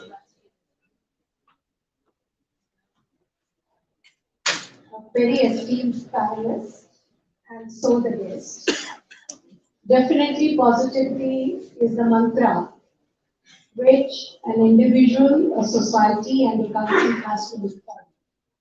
But then just dreaming does not help. You have to build the steps to move towards it and have reasonable benchmarks. The title today given is where do we go ahead when we have 100 years of independence? And that gives you a window of 25 years more. Now 25 years in the history of the country may be short, but then it can really change the face of a country. And for that, it is very important to be focused. You can't have a one step ahead and three steps behind in any of the policy making that we are doing, any of the efforts we are doing. And therefore, it is very important to have a holistic approach to wherever you are approaching and wherever you are going. Individuals, entrepreneurs, and if you look at the kind of brain that India has got, is fantastic. Given that all the ingredients, what is important is we have a right recipe so that we move the world in coming 25 years as becoming the best of the economy. Here, we may take pride of achieving in coming 25 years 8 to 10%, 10% growth rate. But if we are not inclusive in the growth rate, then I think there is something seriously to introspect. So the first point is to target to inclusiveness when we are going there with it. We had a session on that. And inclusiveness means not just the distribution of wealth, it also includes the equity in opportunities when we move ahead. And that's where squarely the responsibility of education, quality education, a good health lies with the community. And conduciveness so that the people can work and move ahead and take over when we are moving. If you look at the scenario today, what is very important is we are leaders in many of the aspects. If you look into the core sectors, we are the leaders. If you look into the IT sector, we are the answer givers. We don't have much of the products. So that is a gap we have to look at. If you look at the agriculture, the country is blessed. So let me welcome the minister Sorry to have you. No doubt at all. So, as we move ahead on this, it is equally important when you look at it in agriculture, we are blessed, but our productivity is very, very low. If you compare and always compare with the best when we are targeting for 25 years, you compare with the productivity of China. It is 3 to 4 times in wheat and rice. In vegetables also, they are double or 2.5 times. Now that is something which needs to be introspected and looked into, and that gaps are need to be covered if in coming 25 years we have to reach the peak. And constantly coming to the drawing board for the course corrections. That is very, very important when we are moving. But on course correction, we talk about, no policy is issued in rock. Corrections have to be there. And corrections have to be positive. It can't be a knee-jerk reaction. It cannot move ahead with it. Today, I'm very happy to say that the latest data privacy policy which has come after all the inputs and concerns of all stakeholders is a very, very strong step and much, much better format than what we were having before. So these kind of acceptance, going back to drawing board, writing it again, is something what we have to look forward if we have to move ahead. So we have a great arable land, highest arable land among the countries. We have best of the technical brains. We are blessed with minerals. We are blessed with quality production. We are blessed. The country is blessed of having a vast area to handle this 1.3 billion population. On the other hand, we have this inclusiveness issue where we have a high poverty rate. We have the hunger rates. We have one person having 90% of the wealth. We have an issue of job creations. Now, these 25 years, this tangled thread has to be opened up. And it's doable. It's doable. In many sectors, these conditions are happening. So we have to move ahead. So, first, inclusiveness growth. Second, focused and have a policy, a holistic approach, which are all conducive to it. Third, not to have knee-jerk reactions and have to aim for a longer time with benchmarks and route when we are going ahead for the success. And fourth is what I would like all of you to think about is to be positive about it because it is doable. It is not an impossible target. It is a doable target, but then with no distractions. We have too many distractions and a wastage of energy levels into issues which are not at all important for the growth of the country, growth of individual, growth of the citizens. And that has to be the focus. And last, the fifth, not least important, is that we all have to strive for it because as the world looks at us as a bright spot, not just being consumers, but also a potential to be the biggest producers of many of the consumables when we are moving ahead. So, from being a consumer nation, can we be a manufacturing and production nation? And for that, what is very important is to have a focus on the small, marginal manufacturing units, the service sector units, the small SMEs, quality employment. 5 is coming, 25 years to grow in leaps and bounds, to grow in geometrical proportion.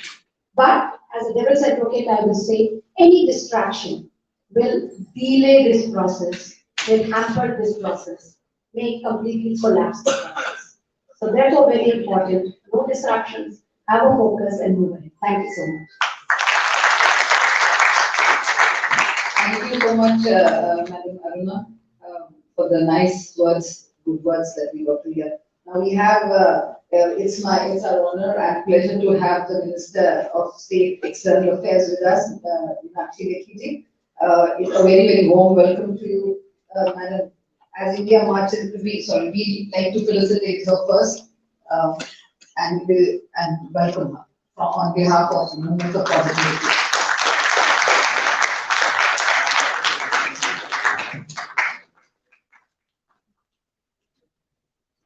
Thank you, Mr. Kapoor.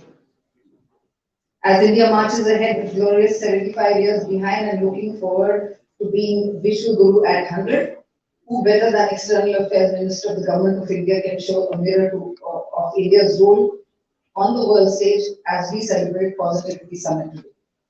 Madam, you have been invited to speak.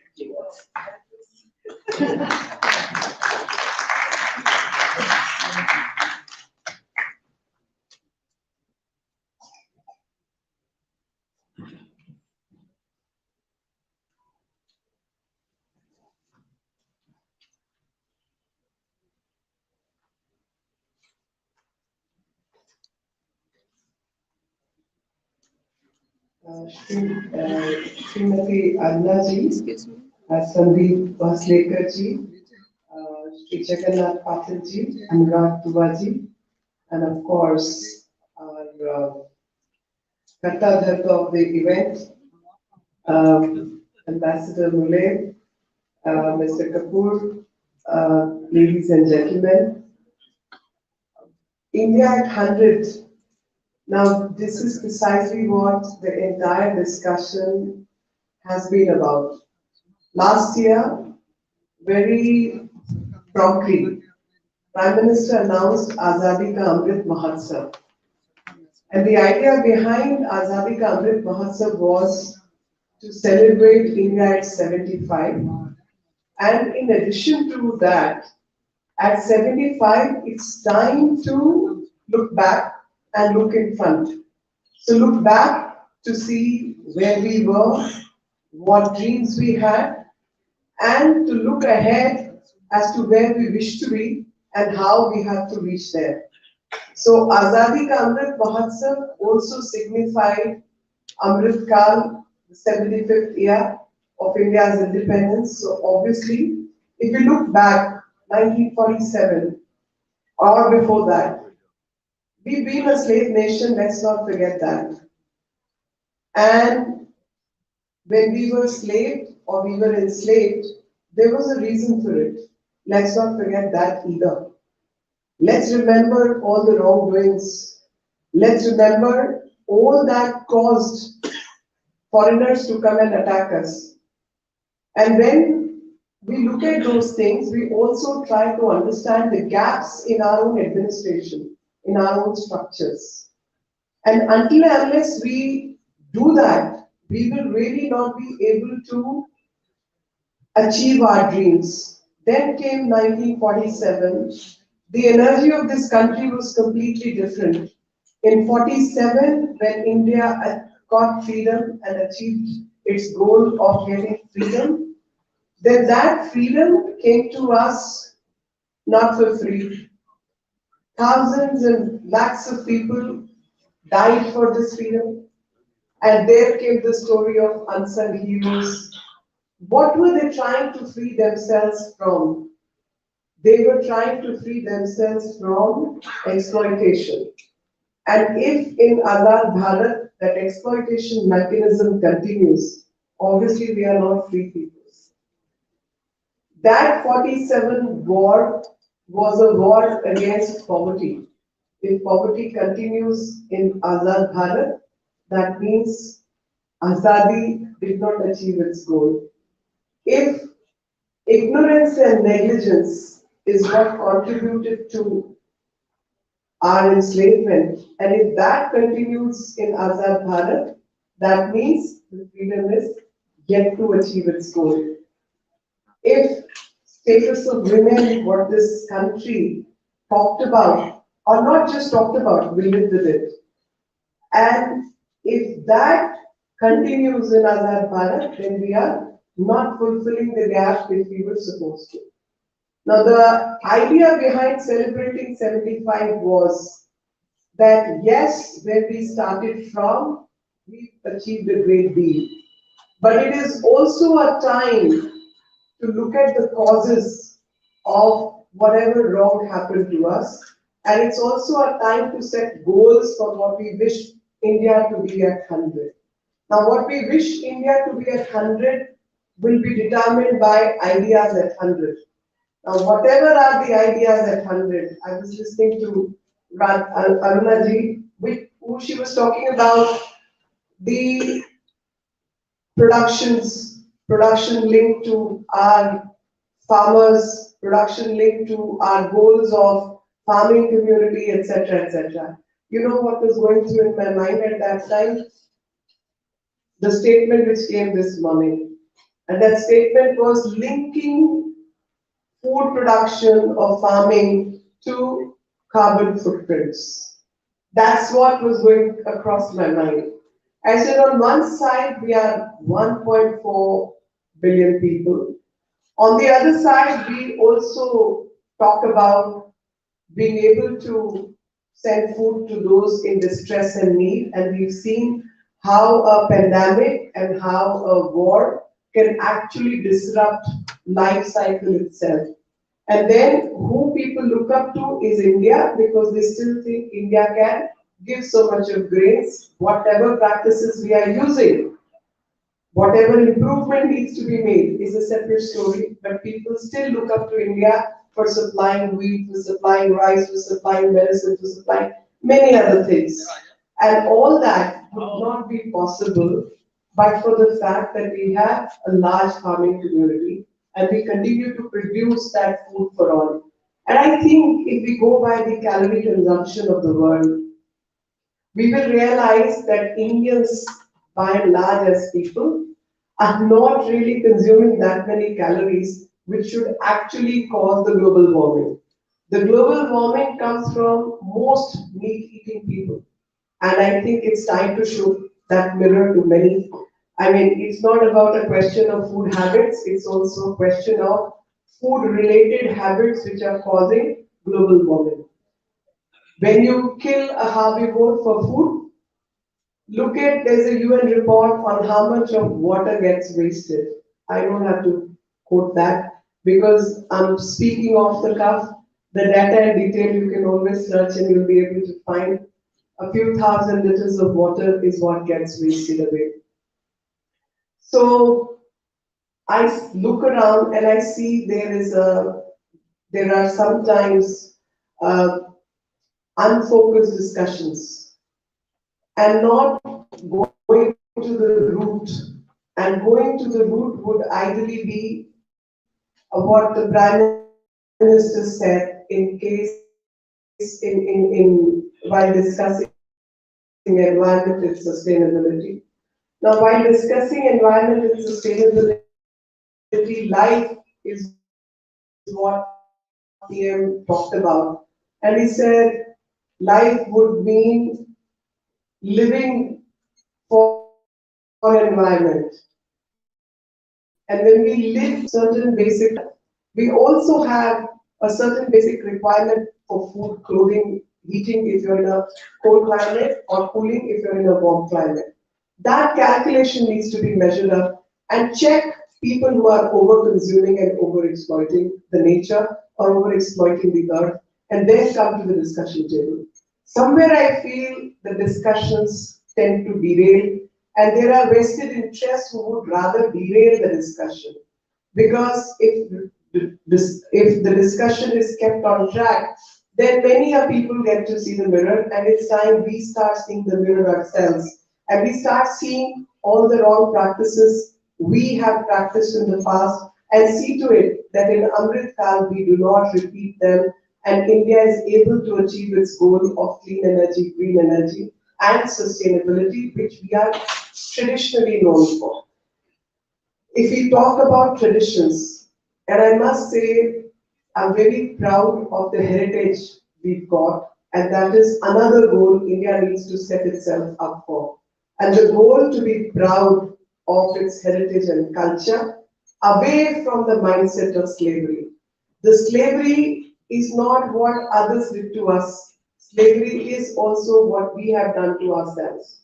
What we have done to ourselves is enslaved mindset, enslaved thinking, where we will always suppose all that is not Indian is superior. On the contrary, all that was destroyed was superior to the ones who destroyed it. They destroyed it because it was superior, rather than the other way around. And I'm not saying we were away from the blame. We also have to take some blame and see to it that those things are culled out of our system and we are able to cherish what we need to cherish from our culture and civilization and civilizational ethos. I'm so happy and so glad that Ayurveda is getting recognition across the globe. Traditional medicine system is getting recognition across the globe because pharma industry did produce certain drugs, did help us treat certain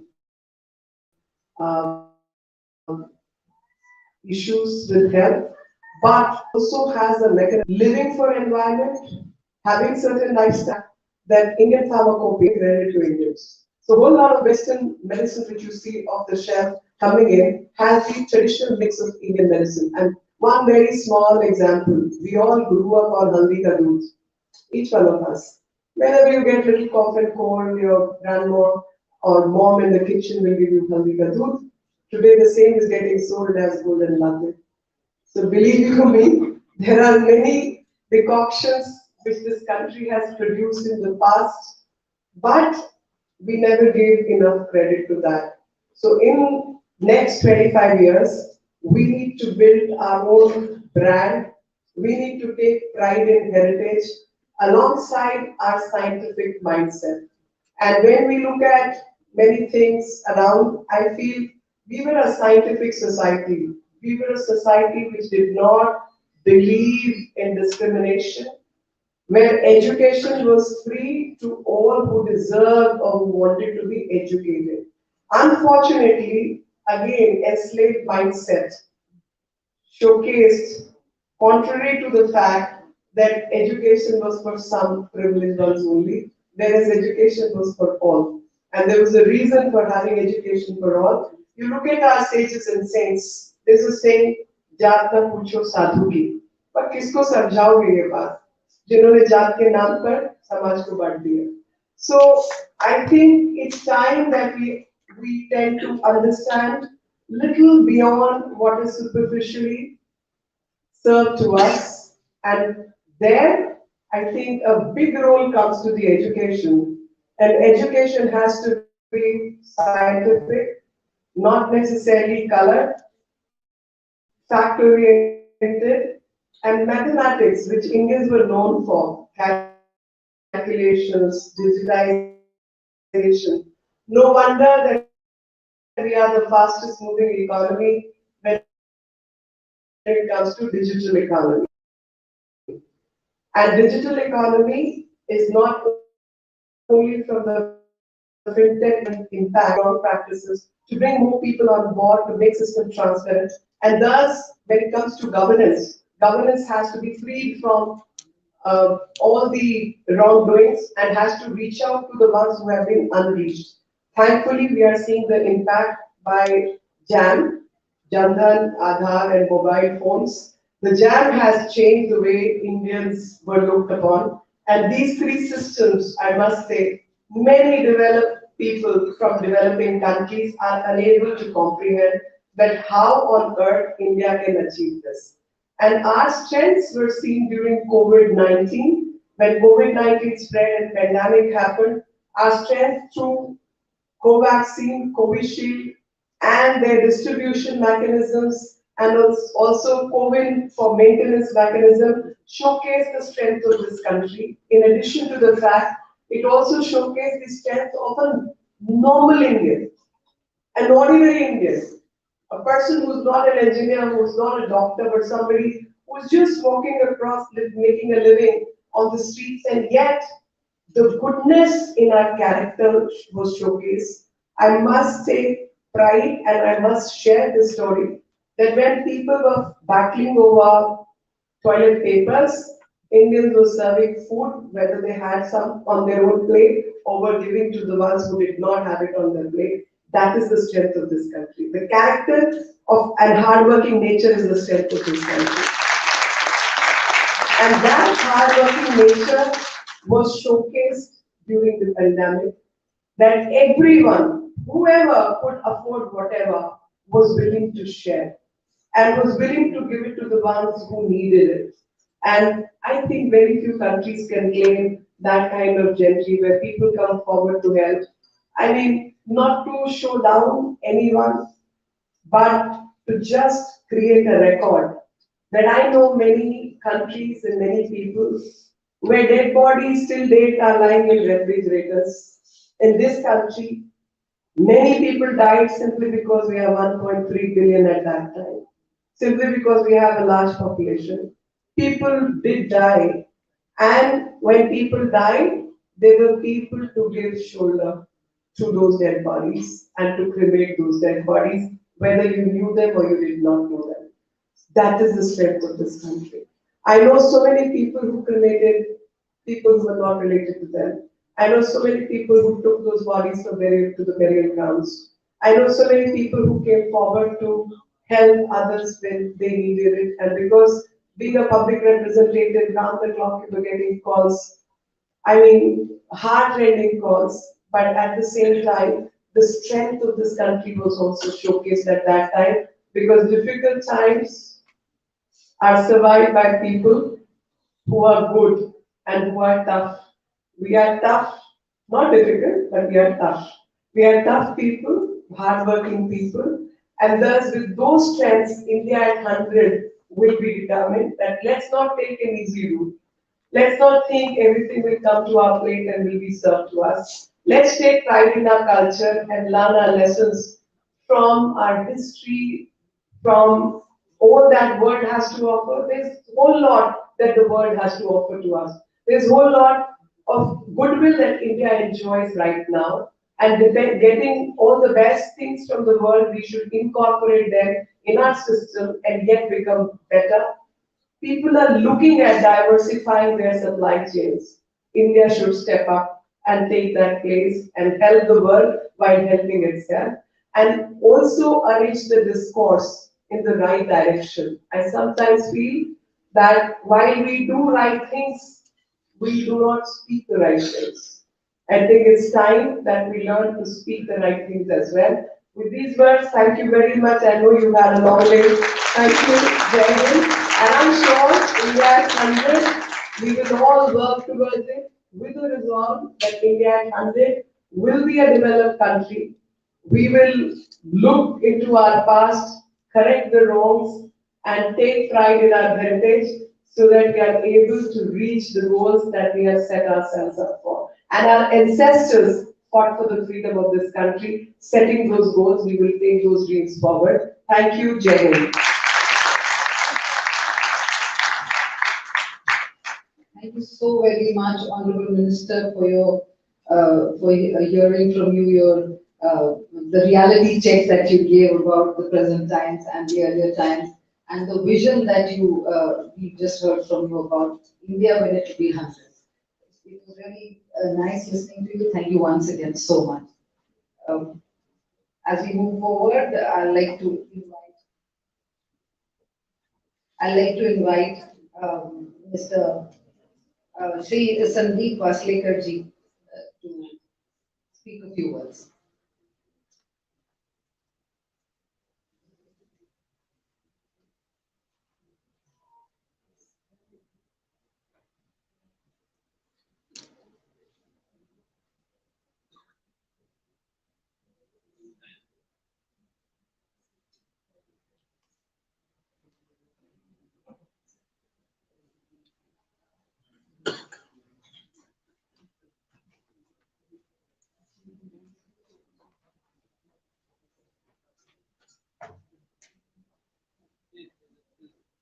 Thank you so much, Minister, for having come, spare time, and spend some time with us. Thank you so much. Thank you.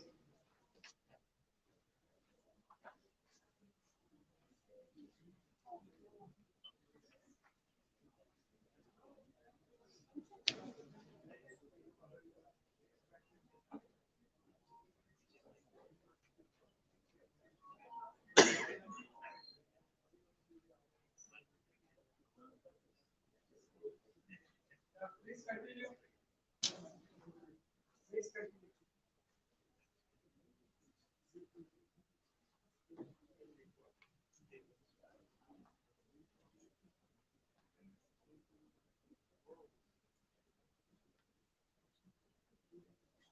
Namaste, Dr. Gnaneshwar Mule, Sri Vinay Sahasrabuddhaji, who's sitting there, my co-speakers in this panel. We have had a very, very inspiring and motivating day. I want to compliment Dr. Mule for convening this positivity conference. Not only it has enabled us to think in a positive way, at least for a day, but what was remarkable about today was that we heard some real life stories from beginning with Dr. Prakash Amte in the morning, and then several other social reformers, social transformers in the afternoon. And it was really inspiring and really motivating to see real life examples of how the people are changing themselves, how the people are changing their societies, how they are overcoming adversities. And as I listened to these stories, as I looked at them, and as I saw the positive energy in this audience, and as I looked at Dr. Mule and catalysts like him, the first thing I feel very confident is that India does have a bright future. And India's future are the children sitting there. I have absolutely no doubt in my mind about the future that India has. Many of the speakers before me in the morning and in the afternoon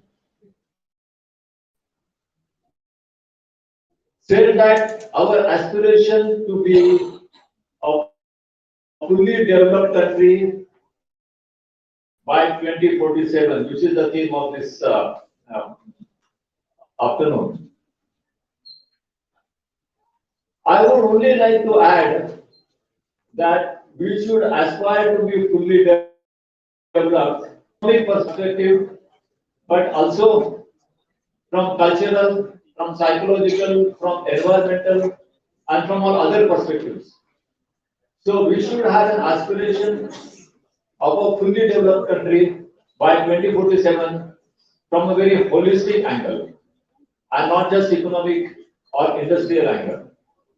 Of course, to achieve a holistic progress, economy is the backbone, and we do need the economic progress. But we should not lose our sight to all the other aspects of development. So, if we look at the next 25 years, and we are running short of time because I know we got little delayed, and our guests for the next session have already arrived. I would just like to identify 3 or 4 parameters that we should look at.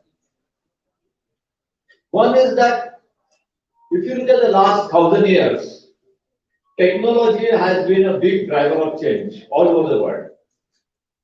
And this will be the case in the next 25 years.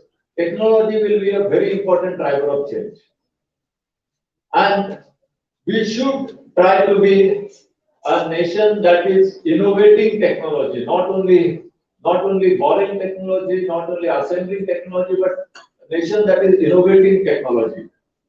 We should be a nation that is producing maximum number of patents, that's bringing about maximum number of inventions, and that is the direction in which we should be going.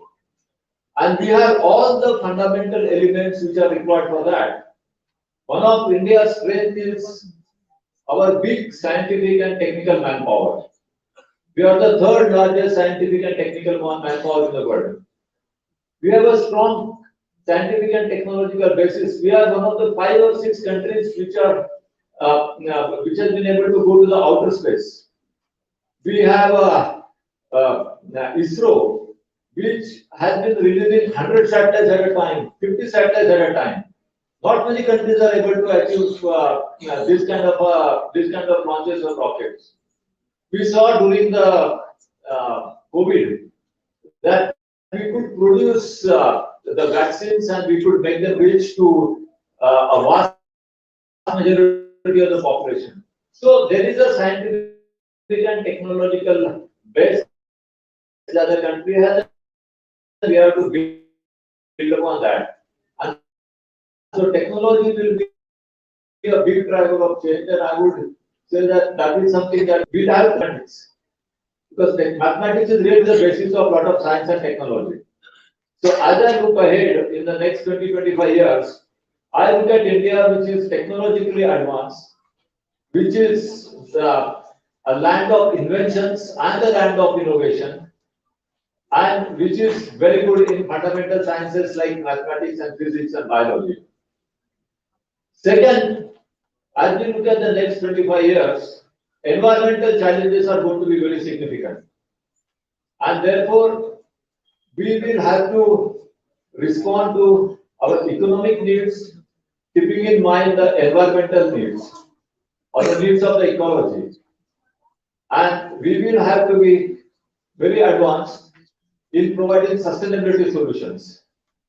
So sustainability, which creates a balance between economic progress and ecological environment.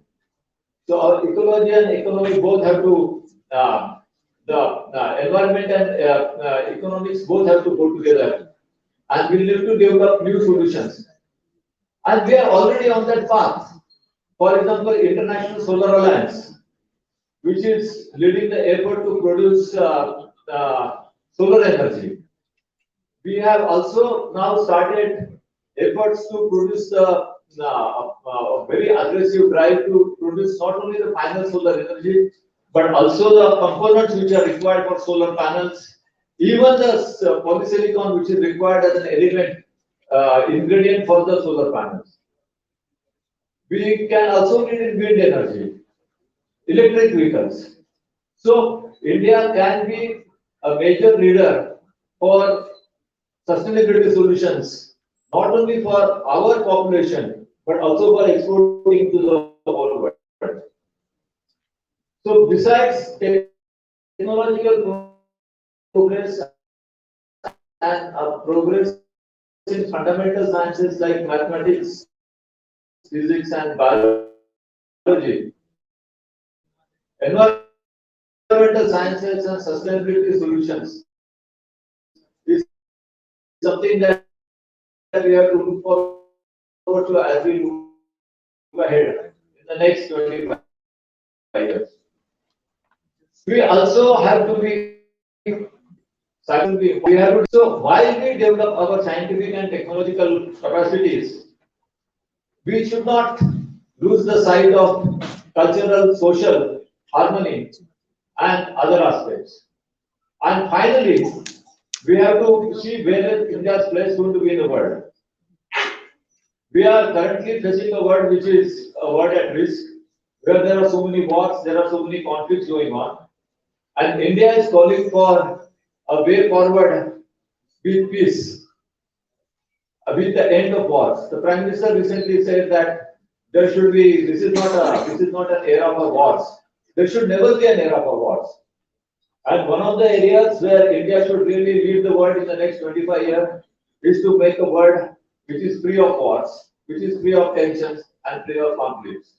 With these words, I will rest here. Thank you, Dr. Mulay, for inviting me, and good luck for the opportunity. Thank you so much, Mr. Vasleekar. I'll now invite Shri Jagannath Patilji to share his thoughts on India.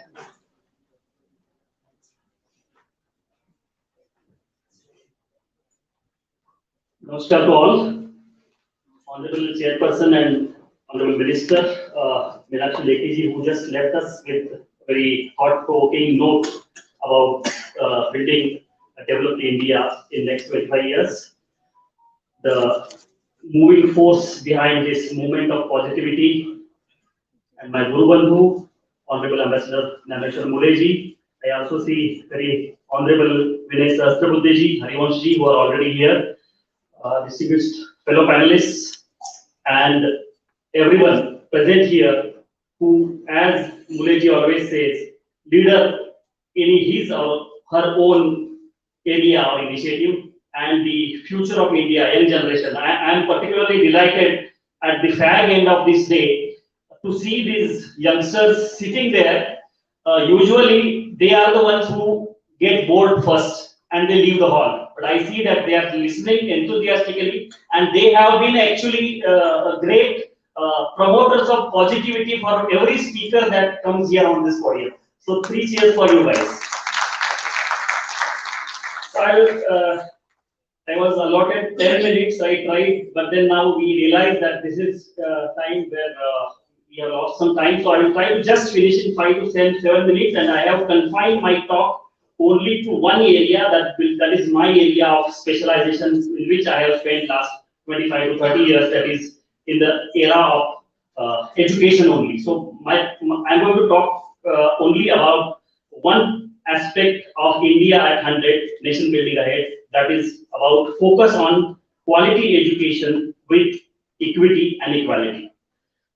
The argument or a thought that I wanted to leave today is that we as a country have reached the most exciting times and also the most challenging times of age-old civilization. What we are going to do today and next 25 to 30 years will definitely decide for coming several generations whether we are going to regain that old glory of being Vishwaguru, or we are going to fall in a trap of a low quality education which will fuel us, which will further propel us into poverty, social unrest, uncertainty, and so many things. So what we are going to do in this particular sector is, my argument is that while talking about this argument, the odds are clearly on our side, on the positive side of it. In conjunction with this Amrut Kal, as an independent nation, we already have entered into the window of demographic dividend a few years back, and we are going to be there for another 30 years or so. Say about by 2056, we will be in this demographic dividend window, and already some states are losing this window. It means their opportunity is getting lost, and it is said that within 2020 to 2050, India is going to add 183 million people into its working age group. Almost 20 to 22% of the global workforce would be coming from India alone. There is a possibility of India becoming a global production hub, as well as among the largest consumers of the goods and services. By 2030, 1 in every 4 graduates of the world will be from India. So we will be the largest higher education system in the world, largest number of universities, largest number of colleges.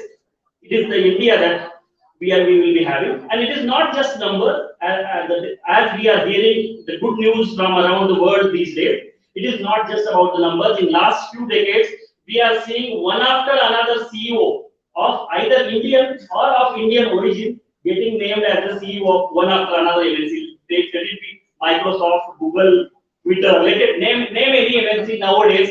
It is either Indian CEO or Indian CEO, and the story is getting bigger with spiraling this into the political. We are seeing the political big wigs also coming from the people of Indian origin, to name Kamala Harris and Rishikumar. So the whole narrative, a few hundred years back, when it was said that India is a country of snake charmers and so on, that whole thing has now gone. That narrative has completely changed now, and we have reached to the point that we now have a G20 presidency under the leadership of our honorable Prime Minister. So we have definitely arrived with a narrative on the global stage.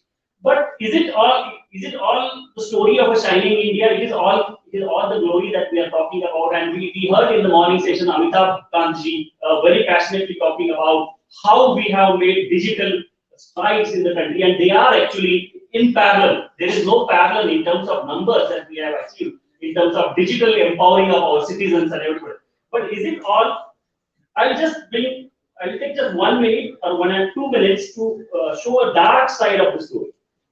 The dark side is that we have 1,000+ university and 50,000+ colleges in our country. Unfortunately, none of these feature in top 100 of the global rankings. No one features in all that. In terms, if you compare the patents, in terms of patents, we are way below China, USA. They are big countries. Even we are not competing well with small places like Taiwan or Israel. They are much way above us. So that is one part of the story. In terms of school education, there is many of you spoke in the morning about the school and education. So PISA, maybe you are aware, there is a world level body which assesses the educational outcomes at the school level. And some years back we participated, and we were among the bottom. We were among the bottom, and since then we have not participated in that survey. So we stand at bottom both in terms of school and higher education level as well. Our own NEP 2020 has highlighted that as much as 2 crore students are left out during the schooling process. They don't ever reach to the higher education system. And our GER, with so many efforts of the government, successive government, and efforts, our GER is still 27%. It means that several millions of students are yet deprived of getting into higher education system. And that is going to, as per the British Council estimate, it is going to continue. They say that by 2030 also, over 100 million Indian students will not get a place in higher education. They will not get place in any college or university. So we have some issues with our system that we need to acknowledge, and some of the issues are also about the several major shifts are there, but we still see that there are new forms of inequality emerging. When one form of equality is addressed, other forms are taking shape. One such thing is that you will be surprised to know, and many of you maybe know also, IITs, IIMs, and all similar centrally funded institutions or institutes of national importance, very poor percentage of girls are getting admitted. So we have a new form of inequality, even though it is not economic inequality, but in different forms, these inequalities are existing.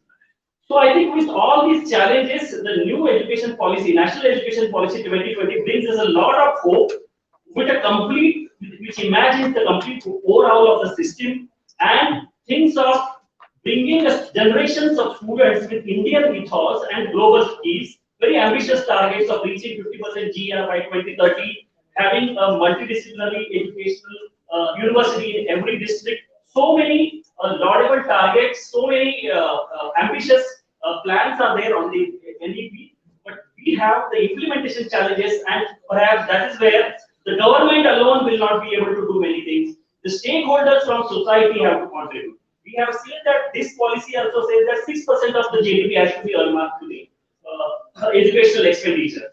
The first policy of 1968 also recommended the same thing, but 52 years down the lane, no government would actually allot this 6% of the GDP for the education. There are several constraints to that. So why can't we choose other models? When we are talking about empowering ourselves, we should think about other sectors like industry, society coming forward and contributing to the education. So the point that I am driving today is that if we really want to achieve our ambitions, the first priority, perhaps there are many challenges, but the mother of all inequalities is perhaps educational inequality. So therefore, we need to address this by heavy investments in education coming from all sides, and that is why SDG 4 also. SDG 4 doesn't talk just about education for all. It talks about quality education for all. So therefore, issue of quality has to be also addressed equally. We know that from the experience and studies of the country like South Korea, which were among the poorest in the world in 1948, they decided to invest heavily in education, and you see the results now. Now they are much more powerful. They are the 15th largest or richest economy of the world, and we have seen this in Singapore also. And that's what I think. Therefore, that is very important. Investing in education, focus on quality, closing large number of dubious institutions that may exist. Even NEP 2020 has identified, quoting Justice Verma Committee's report, that there are about 10,000 B.Ed colleges which perhaps run only on paper, offering or selling degrees.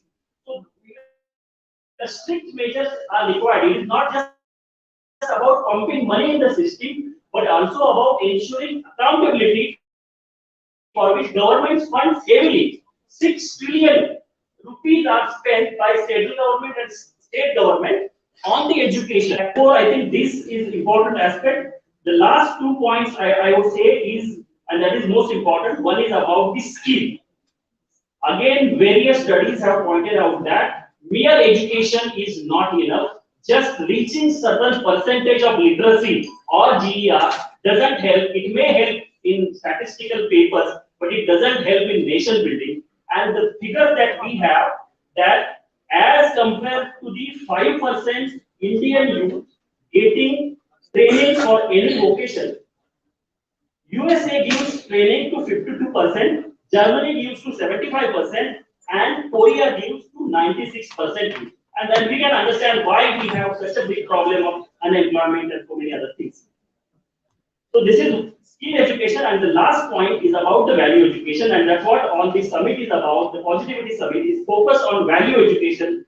The things that Muleji in the morning referred to about the news appearing on the front page, the trend that, and people, the media has bias for that news, people have bias for that news. It shows that our generations are getting lost into mass media, into social media, into some kind of social unrest and messaging. I think this is very important that we invest heavily in value education, and this model that we see from the Japan, where they don't teach anything.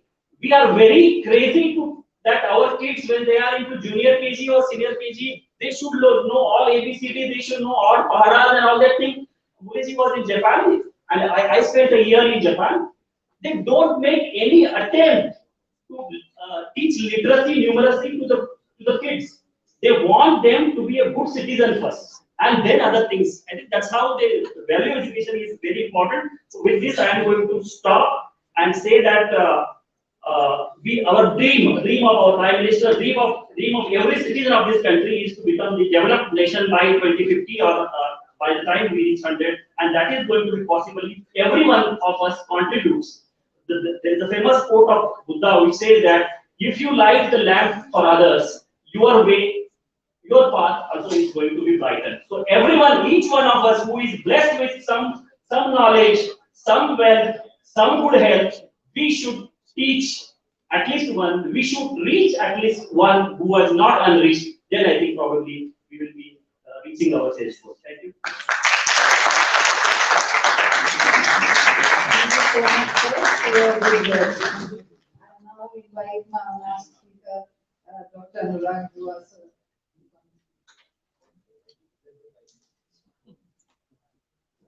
Good evening, everyone.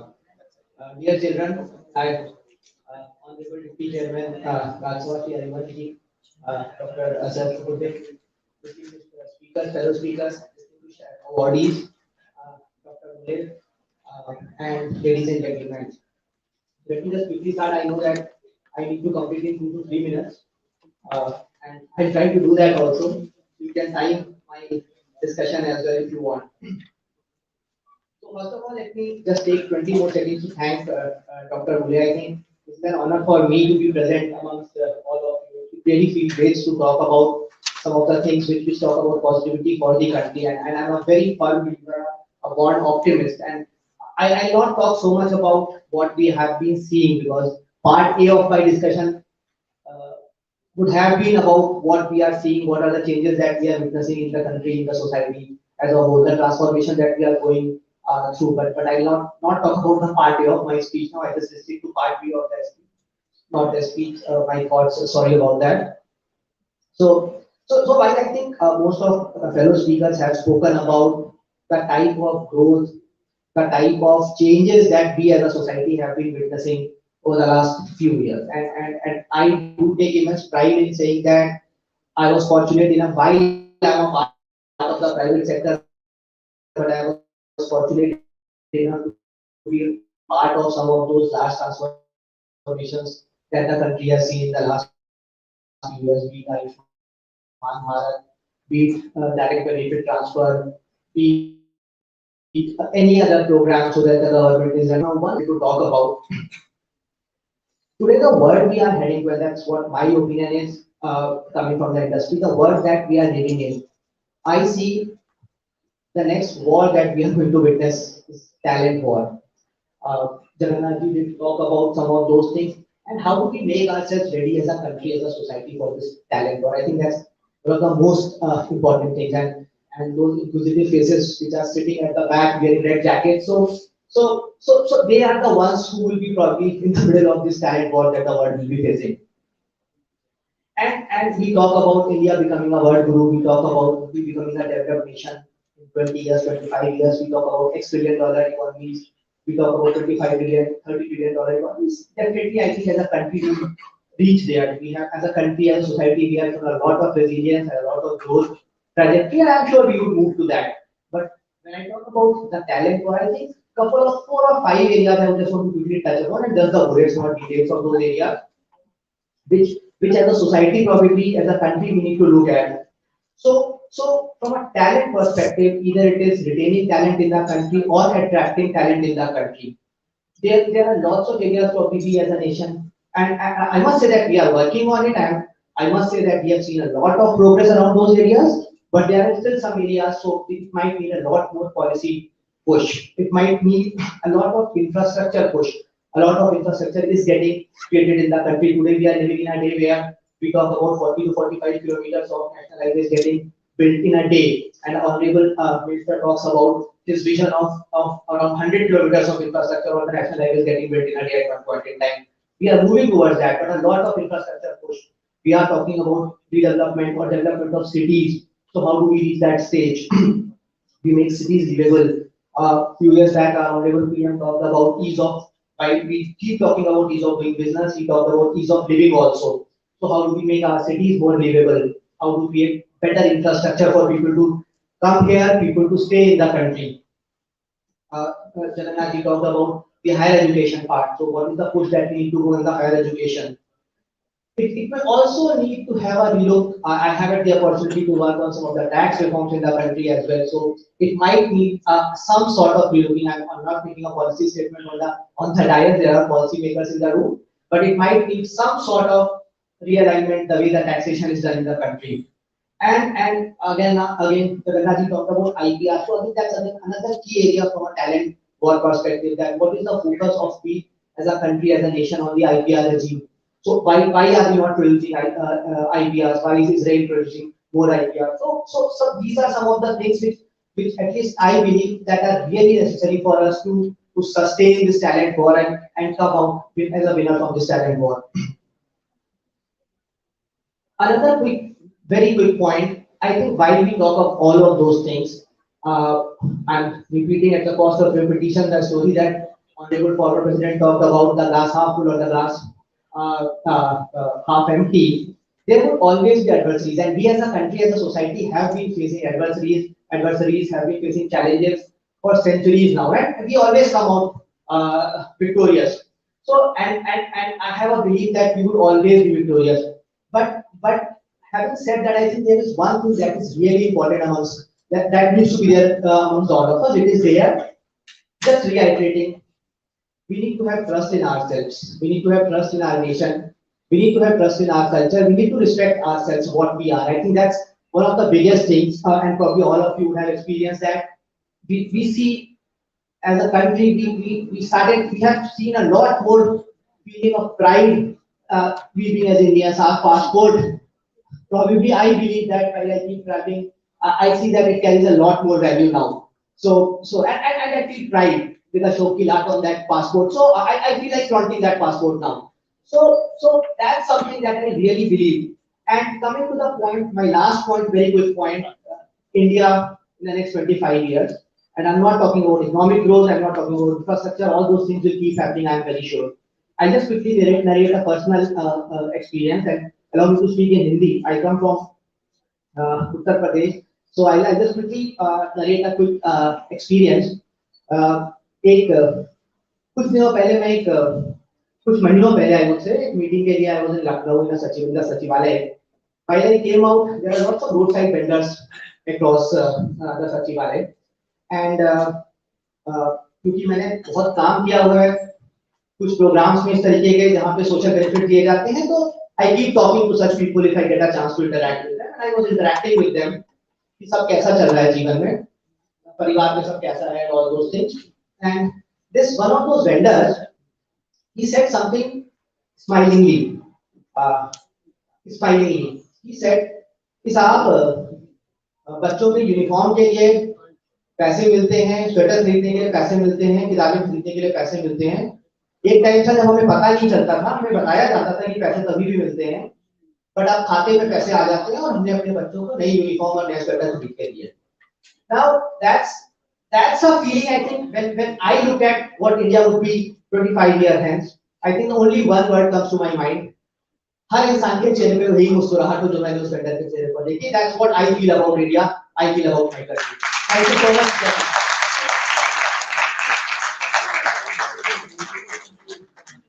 Thank you so much, Mr. Dua, for those lovely words.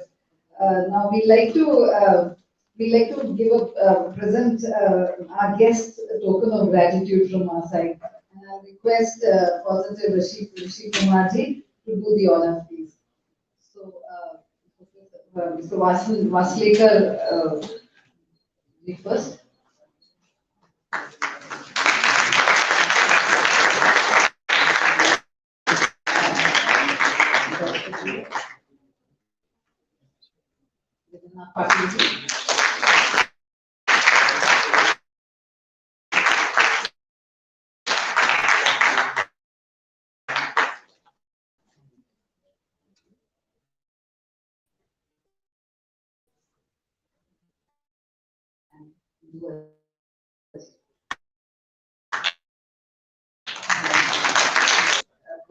Ji, to give a vote of thanks.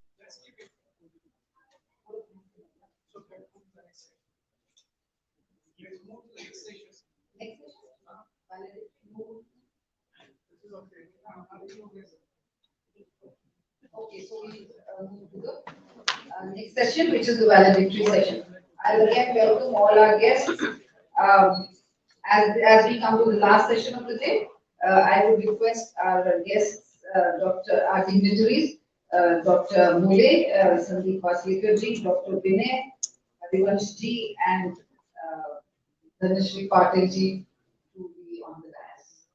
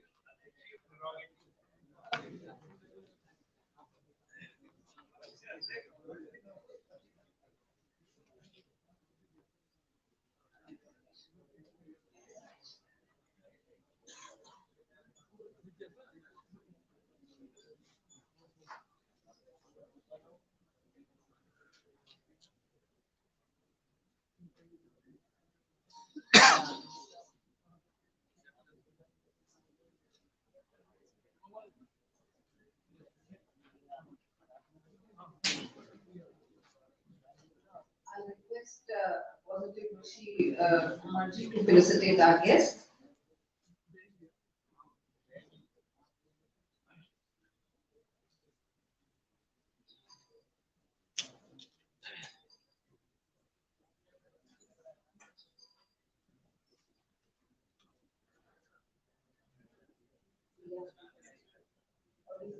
we first felicitate our guest,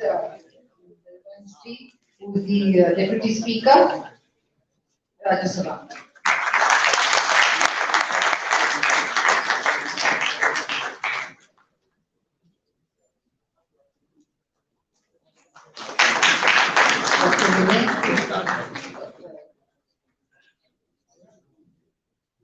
Dr. Vinay Sastravati, President ICCR. Sorry. Dr. Gyaneshwari.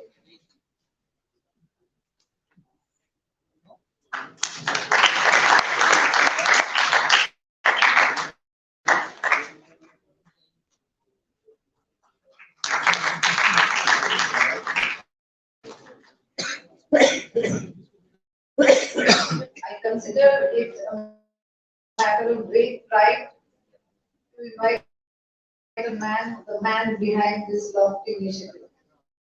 He wears many a caps at the same time.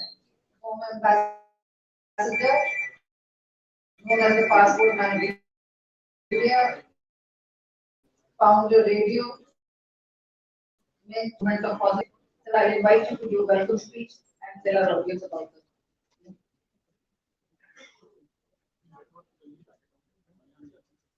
नमस्ते। सुबह से आप काफी थक गए होंगे, लेकिन this is going to be a very stimulating short session. मैं उन बच्चों की माफी मांगता हूं जो सुबह से इतने पेशेंस के साथ बैठे हुए, डट के बैठे हुए। बहुत बहुत आभारी हूं आपका। और जो देश के अलग अलग कोने से आए हुए यहाँ हमारे प्रतिनिधि हैं, उनका सबका दोबारा स्वागत करता हूं। सबसे पहले मैं बताना चाहता हूं आपको, डॉक्टर हरिवंश जी को मैं मिला पहली बार और ये मैंने उनको बताया तो बहुत खुश हो गए। राजनीति वाले लोग बहुत जल्दी खुश नहीं होते हैं किसी भी चीज से, लेकिन उनको ये संकल्पना बहुत अच्छी लगी क्योंकि वो सामाजिक परिवर्तन की अभियान से जुड़े हुए खुद, और उनको इसकी समझ है। पिछले 50 साल में उन्होंने बदलता भारत देखा है, बदलते सामाजिक परिस्थितियां देखी है, तो उनको अच्छा लगा। ये सुनकर मुझे बहुत अच्छा लगा।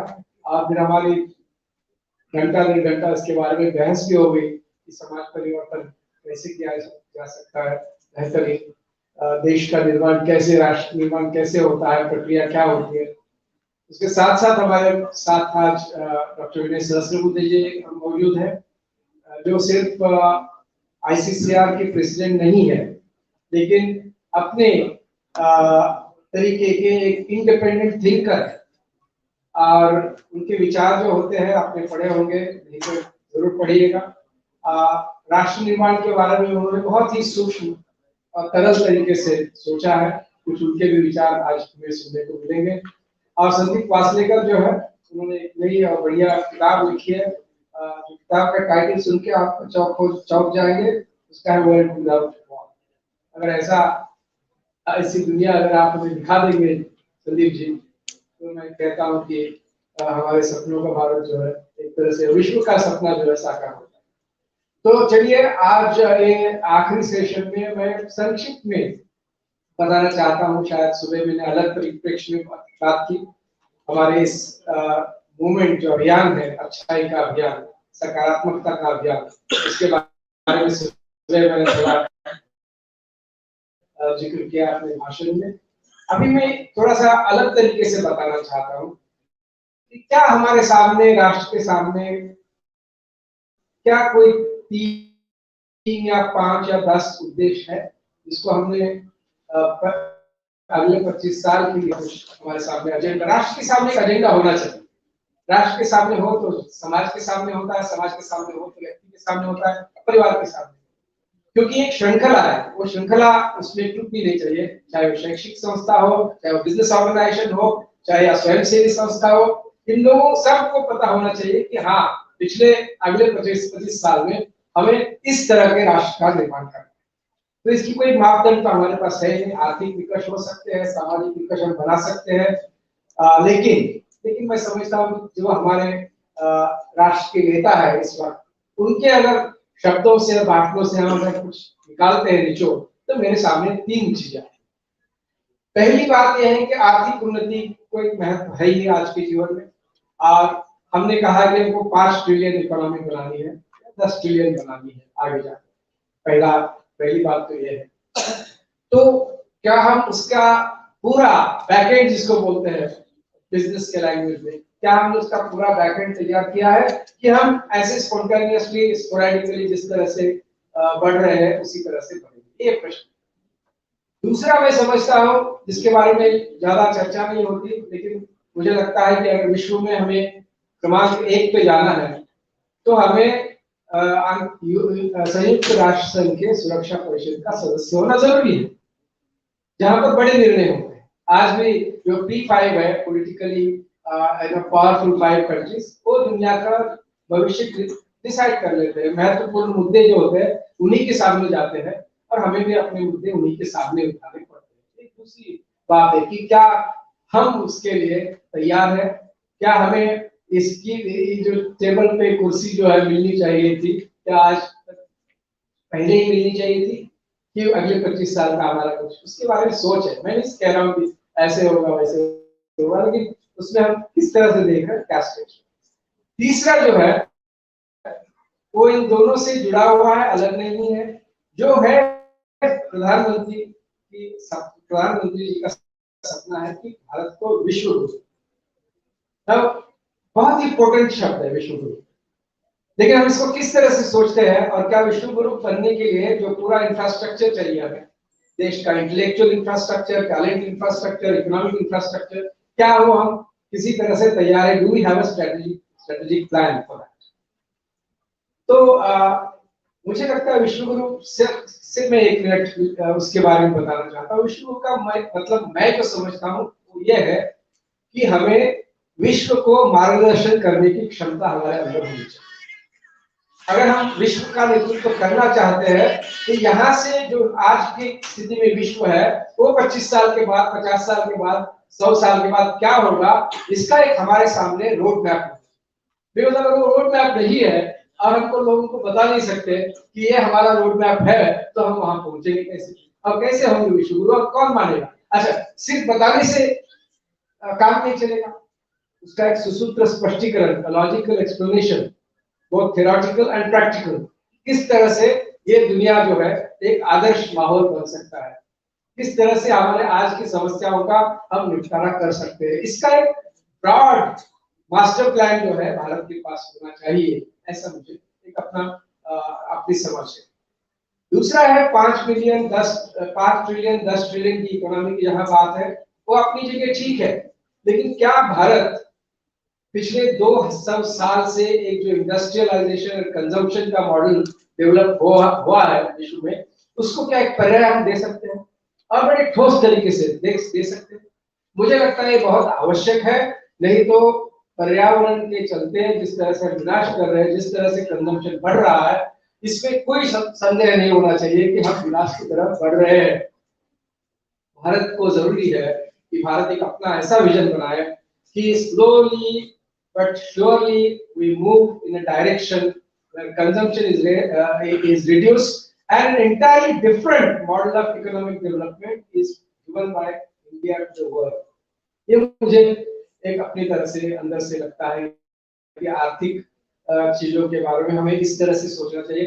और मुझे अच्छा लगा है कि अनुराग जी दुआ भी है। तो तीसरी बात जो है political leadership of the world, जो P5 की मैंने संकल्पना कही, तो उसके लिए जो है हमें अंदरूनी तरीके से, मतलब डोमेस्टिकली का मतलब ये नहीं सिर्फ आर्थिक उन्नति या आर्थिक प्रगति, स्ट्रॉन्ग का मतलब यह है कि morally we should be strong. Strong का मतलब यह है कि हमें इनइक्वालिटी से जूझना पड़ेगा ही पड़ेगा, उसको हम साइड में नहीं रख सकते। स्ट्रॉन्ग का मतलब है कि हर भारत के व्यक्ति को हमें we have to feed him with dignity.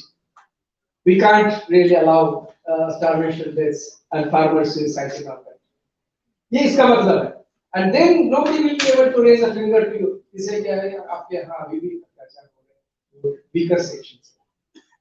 तो इसके लिए जो है एक बहुत ही कॉम्प्रिहेंसिव एजेंडा हमें तैयार करना है, और ना सिर्फ प्रशासन समाज, स्वयंसेवी संस्था, business organisations, financial organisations, industrial organisations, सबको माथा पच्ची इस पे करके एक मास्टर प्लान बनाने की जरूरत है। ऐसे मुझे इसके बारे में सोच है। तो लेकिन लोग को हम इकट्ठा कैसा करेंगे? लोग तो अक्सर डिवाइड हो जाते हैं अलग अलग गुटों में, जाति में, धर्म में, पॉलिटिकल पार्टीज में। कैसे इकट्ठा लाए? हमारे लिए मूल्य व्यवस्था जो है हमारे संविधान में स्थापित है और बहुत सुंदर बेहतरीन तरीके से स्थापित है।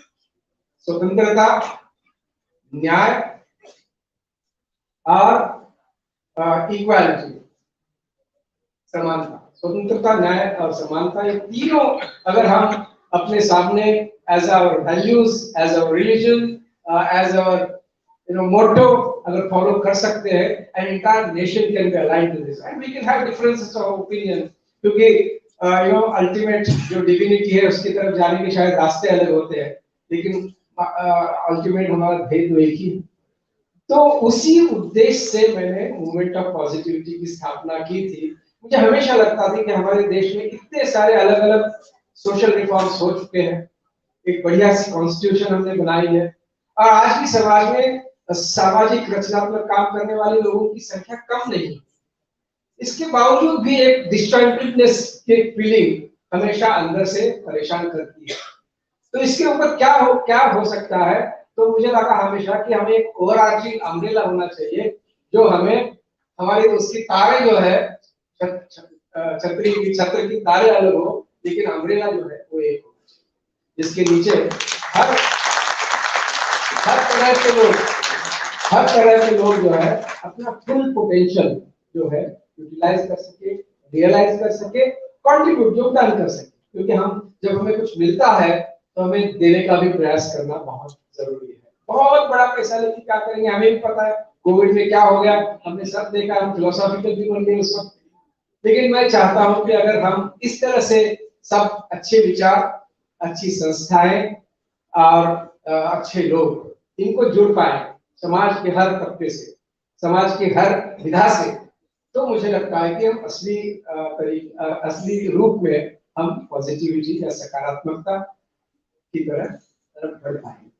और ये पूरा अट्टाहास हमारा पूरा हमारा जो एफर्ट है उसी दिशा में है कि चलो हम ऐसी भाषा करेंगे जो हृदय की भाषा हो, हम ऐसी भाषा करेंगे जो किसी का द्वेष नहीं कर सकते, हम ऐसी भाषा करेंगे जिसमें सहयोग, सहकारिता, समरसता और देश को एक अलग तरीके से progressive, modern and forward looking nation कैसे बना सकते।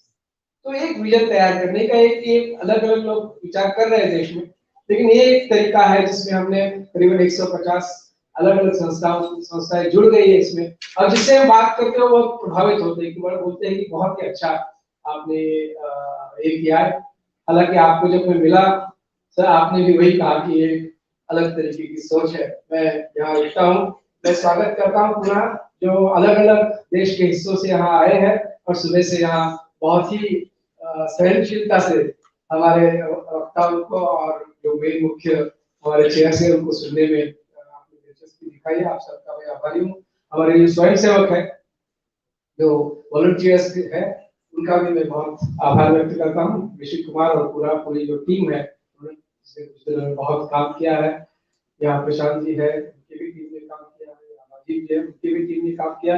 मैं एडवांस में आप सबका आभार व्यक्त करता हूँ। मैं बहुत कृतज्ञ हूँ, धन्यवाद। इसको हम बढ़ाएंगे। हमारे अगले 3-4 साल के लिए एक ऑब्जेक्टिव है कि 50 कम से कम विश्वविद्यालयों में हम पॉजिटिविटी का अभ्यासक्रम, करिकुलम जो है लगाने की कोशिश करेंगे। यहाँ लैक के एडवाइजर बैठे हैं, उन्होंने हमारे लिए बहुत अच्छा काम किया था। तो ये किया कि नैक के जो क्राइटेरिया होते हैं ग्रेडेशन में, उसमें पॉजिटिविटी का उन्होंने समावेश किया है। तो मुझे लगता है कि अपने जो यहाँ पर पॉजिटिव एक्टिविटी ज्यादा होगी जिस विश्वविद्यालयों में, उनको शायद थोड़े और अंक मिलेंगे। तो इस तरह से हमारा ये प्रयास जारी रहेगा कि हर एक के अंदर ये जो बीज है सकारात्मकता, उसको हम महावृक्ष के रूप में देखना चाहते हैं। सर आप आए हमें आशीर्वाद देने के लिए, विजय जी आप भी आए, आपका बहुत बहुत आभार हूँ, धन्यवाद। All the best. Thank you, Dr. Modi. Thank you so much. You have always been a great inspiration for everyone. I'll now request our chief guest, Chairman ICCR, Dr. Vinay Sahasrabudhe to address our audience.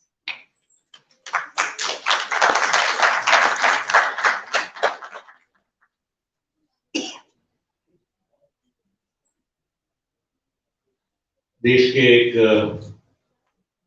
बहुत ही वरिष्ठ पत्रकार और अब सांसद और राज्यसभा के सम्माननीय उपाध्यक्ष आदरणीय श्री हरिवंश जी, इस पूरे सम्मेलन के पीछे जिनकी प्रतिभा है और जिनके परिश्रम भी है, ऐसे श्रीमान ज्ञानेश्वर मोड़े जी, मेरे मित्र और लेखक श्री संदीप वासेकर जी, और यहाँ पर उपस्थित बहुत सारे युवा मित्र, बहुत सारे विषयों के जानकार तज्ञ कार्यकर्ता भाई और बहनों। वैसे युवा मित्रों को शायद मेरा ये कहना एकदम पसंद आएगा कि भाषण सुनना बड़ा कठिन होता है, करना बड़ा आसान होता है। और हरिवंश जी भी सहमत होंगे कि जब से वो उपाध्यक्ष बने उनको बहुत सारा सुनना ही पड़ता है और बोलने का अवसर उनको बहुत कम मिलता है। वैसे उनके डेप्यूटी स्पीकर बनने का देश को और राज्यसभा को तो लाभ है, मगर हमारे जैसे जो सदस्य रहे या जो सामने से देखते हैं टीवी पर, उनके लिए हानि है, because we rarely get a chance to listen to him who otherwise has been a very great speaker. And when I say कि भाषण सुनना बड़ा कठिन है, करना बड़ा आसान है, तो मुझे एक छोटा सा चुटकुला याद आ रहा है, वो अल्बर्ट आइंस्टाइन का, जो युवा मित्रों के लिए थोड़ा दिलचस्प होगा, इसलिए 2 मिनट में उसको। ये आइंस्टाइन की कहानी है और ये बड़े वैज्ञानिक मशहूर हो गए और उनका जो रिलेटिविटी का सिद्धांत है, थियरी ऑफ रिलेटिविटी, वो रखने के बाद तरह तरह की निमंत्रण आए, हर जगह जाते गए, आज यहाँ भाषण करो, कल वहां भाषण करो। 125 भाषण किए। जब 125वां भाषण करने जा रहे थे तब उन्होंने ड्राइवर को बोला कि मैं बड़ा बोर हो गया हूँ, क्योंकि उसी लॉन्ग प्ले रिकॉर्ड को लगाना पड़ता है, वही बातें कहो, सामने के जो चेहरे हैं वो ऐसे ही, उनको कुछ समझ में नहीं आता, नई बात है, व्याख्यान करते हैं, मगर करना तो पड़ता है। तो मैं बड़ा बोर हो गया हूँ और कब मुझे छुटकारा मिलेगा पता नहीं। तो ड्राइवर ने कहा कि मैं थोड़ा विनम्रता से कहना चाहता हूँ कि महोदय, मुझे भी तो सुनना पड़ा, क्योंकि मैं भी तो श्रोता रहा, मगर आपको मैं बता दूं कि 125 बार सुनने के बाद लाइन पर हुकूम मुझे मुखोदगत हो गया। वैसे भी वो कोई फेसबुक का जमाना था नहीं, so nobody knew how exactly Albert Einstein looks like. तो ड्राइवर ने कहा कि मैं अपने आप को प्रेजेंट करता हूँ, आइंस्टाइन आप आराम करिए, यार मैं भाषण करता हूँ, देखिए मेरा भाषण पसंद आता है। तो Einstein says perhaps it's a great idea. वो बोलते हैं देखते हैं, इसकी परीक्षा लेते हैं। तो आइंस्टाइन जाते हैं तो वो स्टीयरिंग पर बैठ जाते हैं, ये पीछे बैठता है, उतरता है तो वो आइंस्टाइन के रूप में प्रस्तुत होता है, मंच पर बुलाया जाता है, पोडियम पर आता है और तरीके से जो भी 1.5 घंटा या 1.25 घंटा भाषण है वो करता है। आइंस्टाइन वहां बैठे, वो बड़े अचरज और बड़े प्रभावित हो जाते हैं कि कोई गलती नहीं, वही उदाहरण, वही लाइनें, वही शब्दावली, तालियों की बौछार होती है। महोदय यहाँ बैठ जाते हैं, फिर ऑर्गेनाइजर यहाँ आते हैं, बोलते हैं कि wonderful speech and now is the time for question and answer. तो आइंस्टाइन को लगता है कि देखते हैं अभी इसकी परीक्षा, तो कोई सामने से सवाल पूछता है, ये ड्राइवर महोदय मेरे जैसे ही यहाँ पर मंच पर आते हैं और बोलते हैं such a simple question, why should I answer, my driver will answer this question.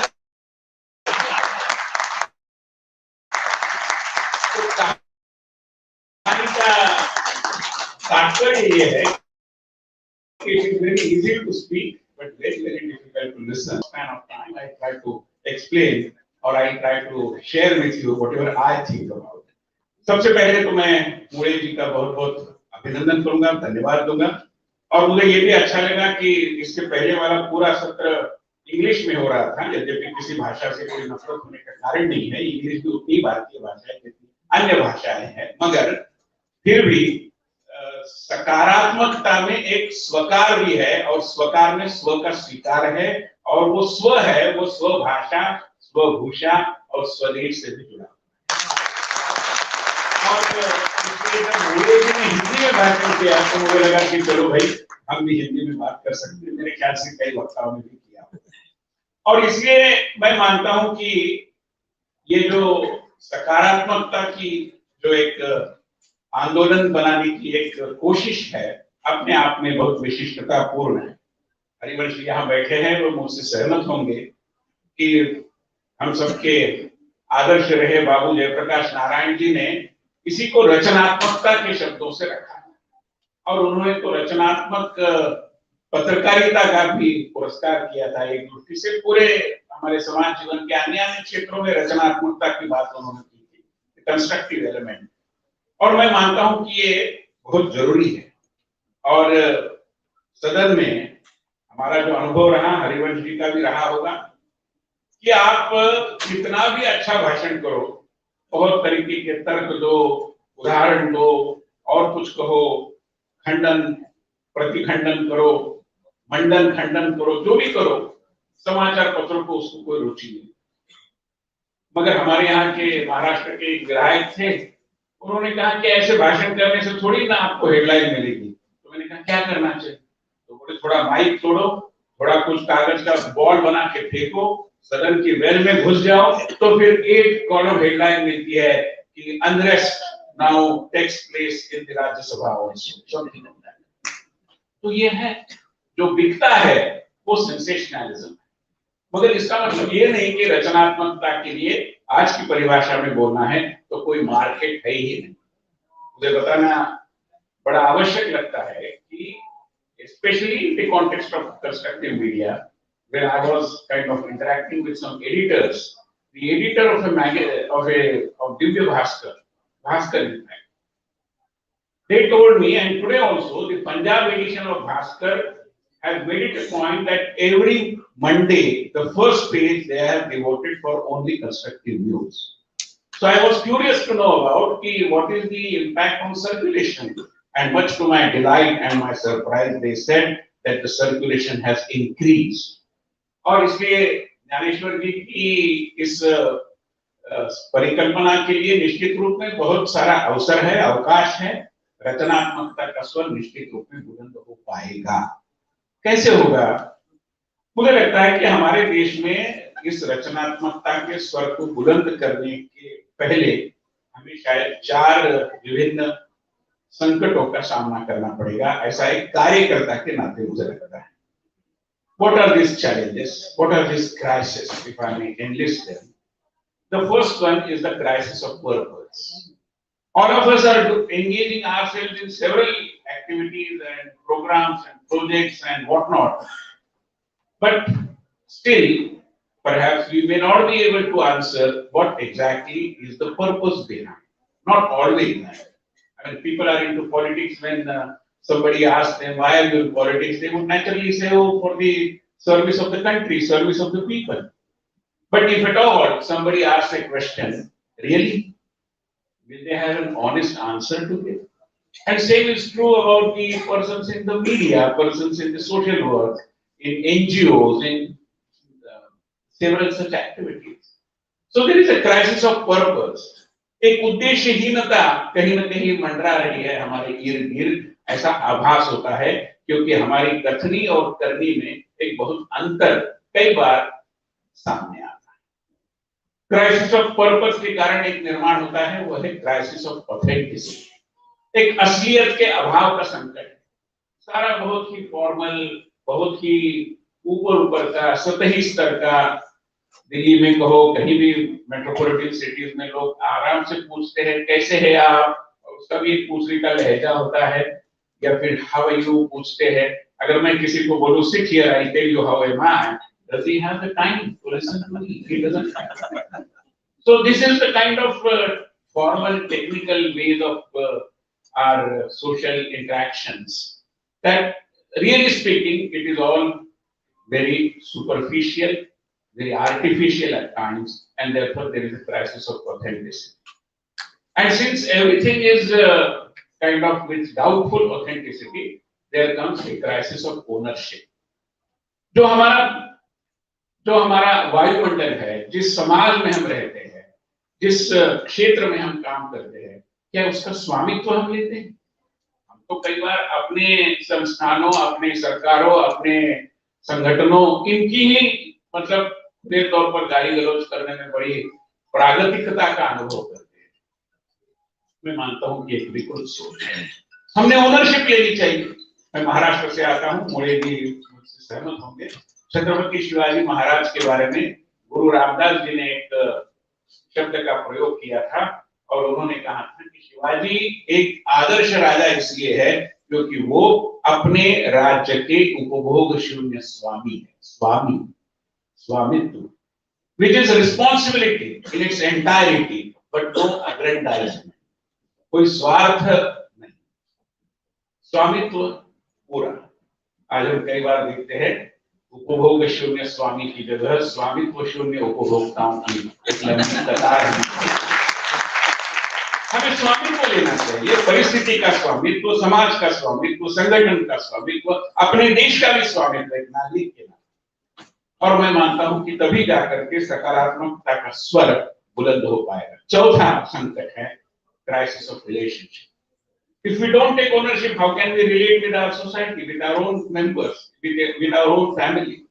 मतलब ये जो एक रिलेशनशिप है, एक संबंधों का जो सिलसिला है, मैं मानता हूं कि उसकी तरफ भी हमने और अधिक सघनता से ध्यान देना बहुत आवश्यक है। अगर हम इन चीजों की निश्चित रूप में चिंता करेंगे तो सकारात्मकता का स्वर बुलंद होगा, ये एक आंदोलन बनेगा।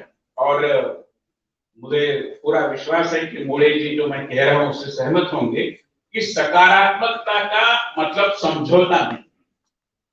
क्योंकि मुझे सकारात्मक रहना है, मैं अपने उसूलों और सिद्धांतों से समझौता कर पाऊं, ये अपेक्षा नहीं है। उस पर आप अड़िग रहिए, मगर सकारात्मकता से, चुनौतियों से भरे हुए और वातावरण से भी अपना अपना रास्ता प्रशस्त करिए, ये होती है सकारात्मकता।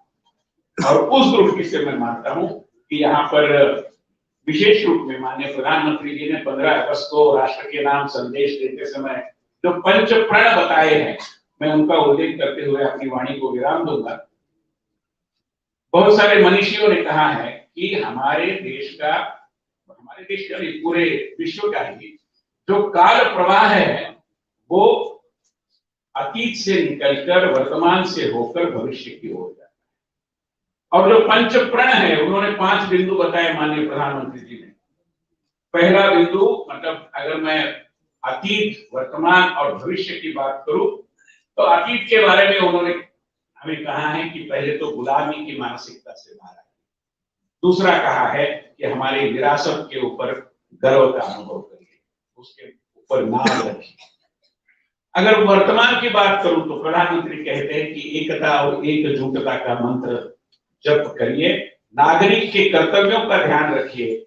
और अगर मैं भविष्य की बात करूं तो प्रधानमंत्री जी का अपील है कि हम विकसित भारत का सपना, जो उनके शब्दावली का उपयोग करते हुए अगर कहना है कि जो अमृत काल है उसका गंतव्य स्थान विकसित भारत है, पूर्ण रूपेण विकसित भारत है। और इस ओर चलने की प्रेरणा मैं मानता हूं ये सकारात्मकता का आंदोलन, मूवमेंट ऑफ पॉजिटिव हमने देखा है। ऐसे बहुत अनोखे प्रयास में, वैसे भी वो ज्ञानेश्वर है, तो ज्ञानेश्वर जी ने हमें सम्मिलित किया, मैं उनका आभारी हूँ। आप सभी ने शांतिपूर्वक धीरज रखते हुए मुझे सुना, आपका भी मैं आभारी।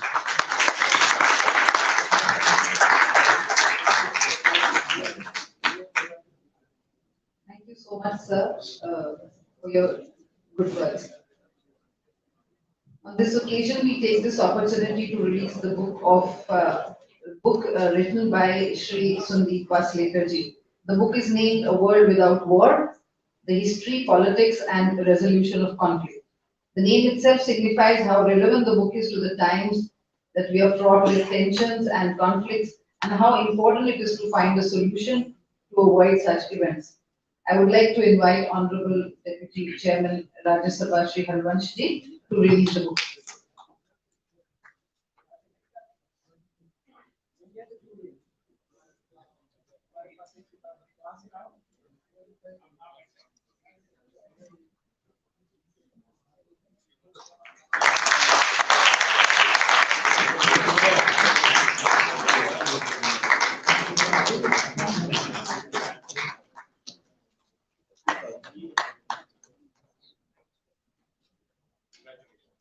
We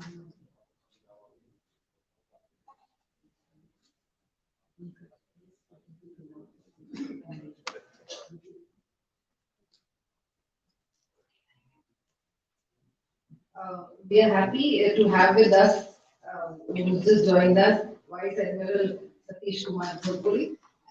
I hope I was. And I request, we'd like to felicitate you. I request Positive Rishikumar to present the certificate.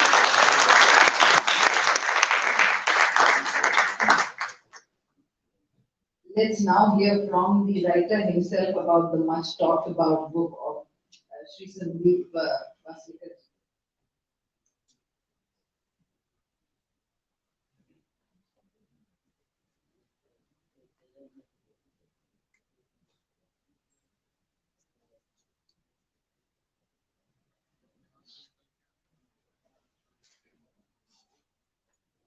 माननीय रघुवंश जी, विनय जी, ज्ञानेश्वर जी, vice admiral Ghorpade ji,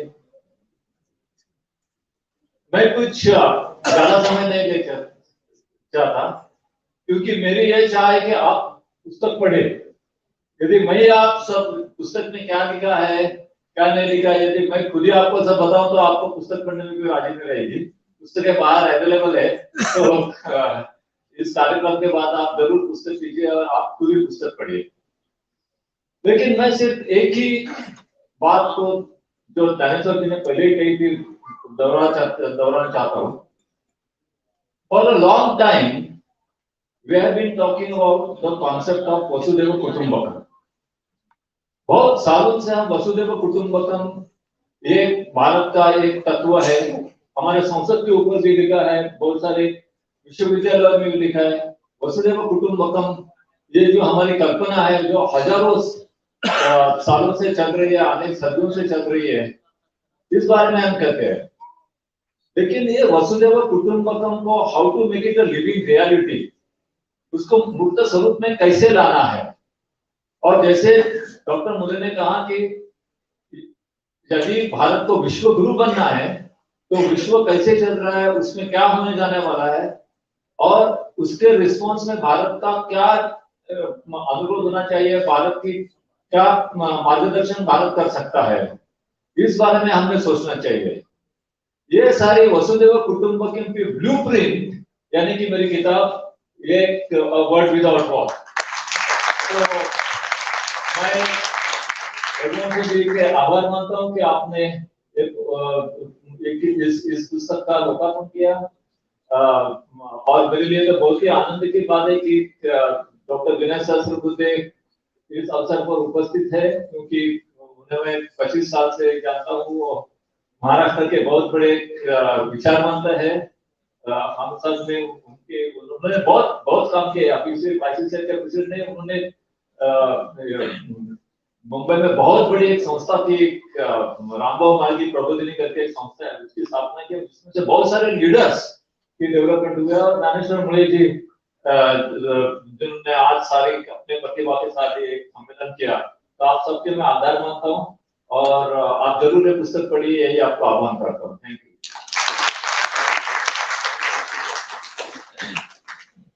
Ladies and gentlemen, now it's time for the Positivity Awards to be given.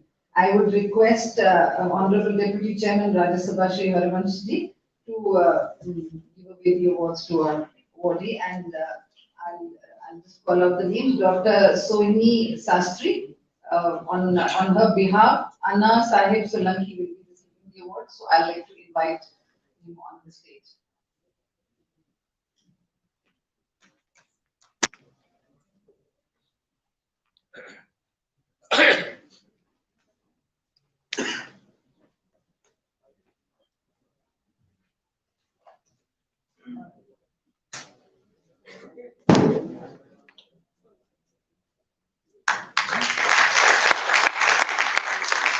Next is Shri Sanjay Chaudhary, on behalf of Abdul Qadir Abdul Sheikh.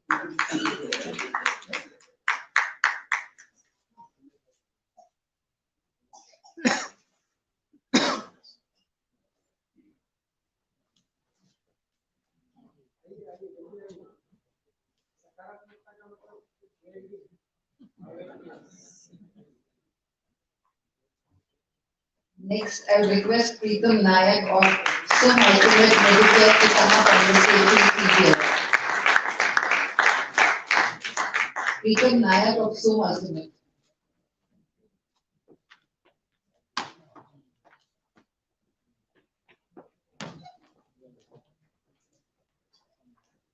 Dr. Rupesh Jimaji Bansode.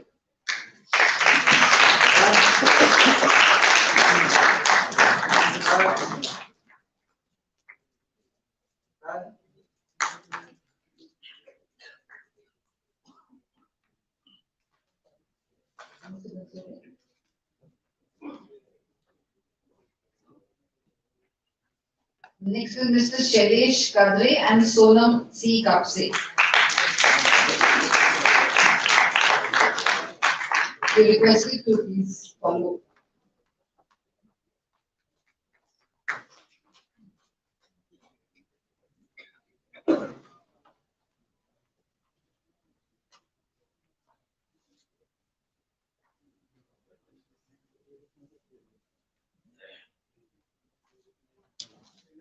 Shailesh Kadre and Sonam Kapse. Next is Dr. Pankaj Kumar.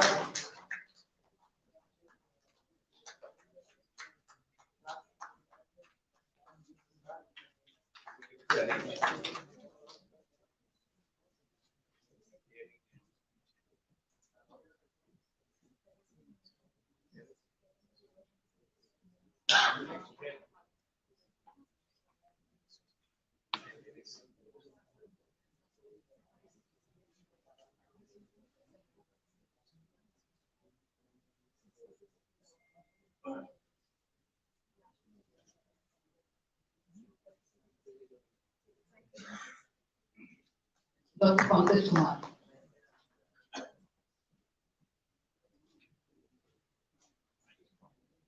Dr. Shreyas Jain, Meenakshi Malhotra will be receiving on behalf of Shreyas Jain.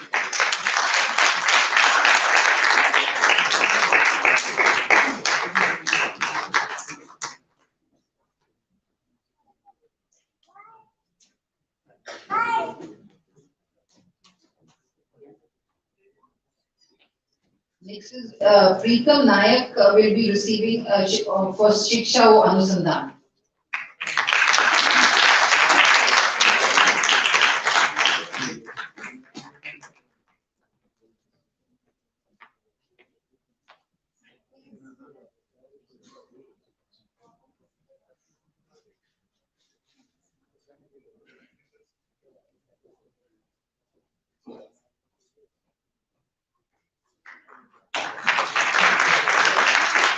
Dr. Dharmendra Gauri.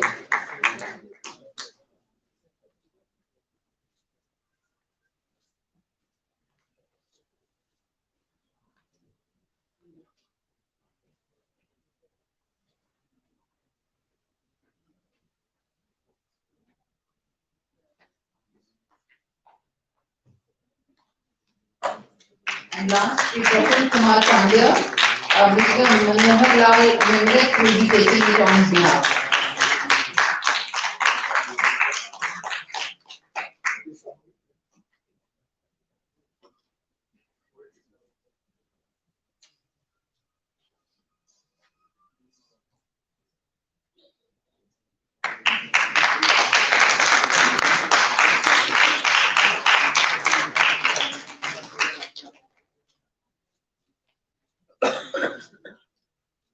Thank you so much. Thank you. And it's my proud privilege now to invite the Chair, Honorable Deputy Chairman Harivansh Rajya Sabha Shri Harivanshi to speak a few words on this occasion.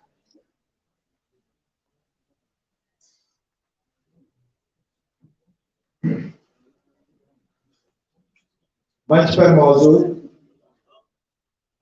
Rajya Sabha की अपनी हर तकरीर में अपनी अलग छाप छोड़ने वाले लेखक, विचारक, चिंतक, आईसीसीआर के अध्यक्ष भाई डॉक्टर विनय सहस्त्रबुद्धे जी,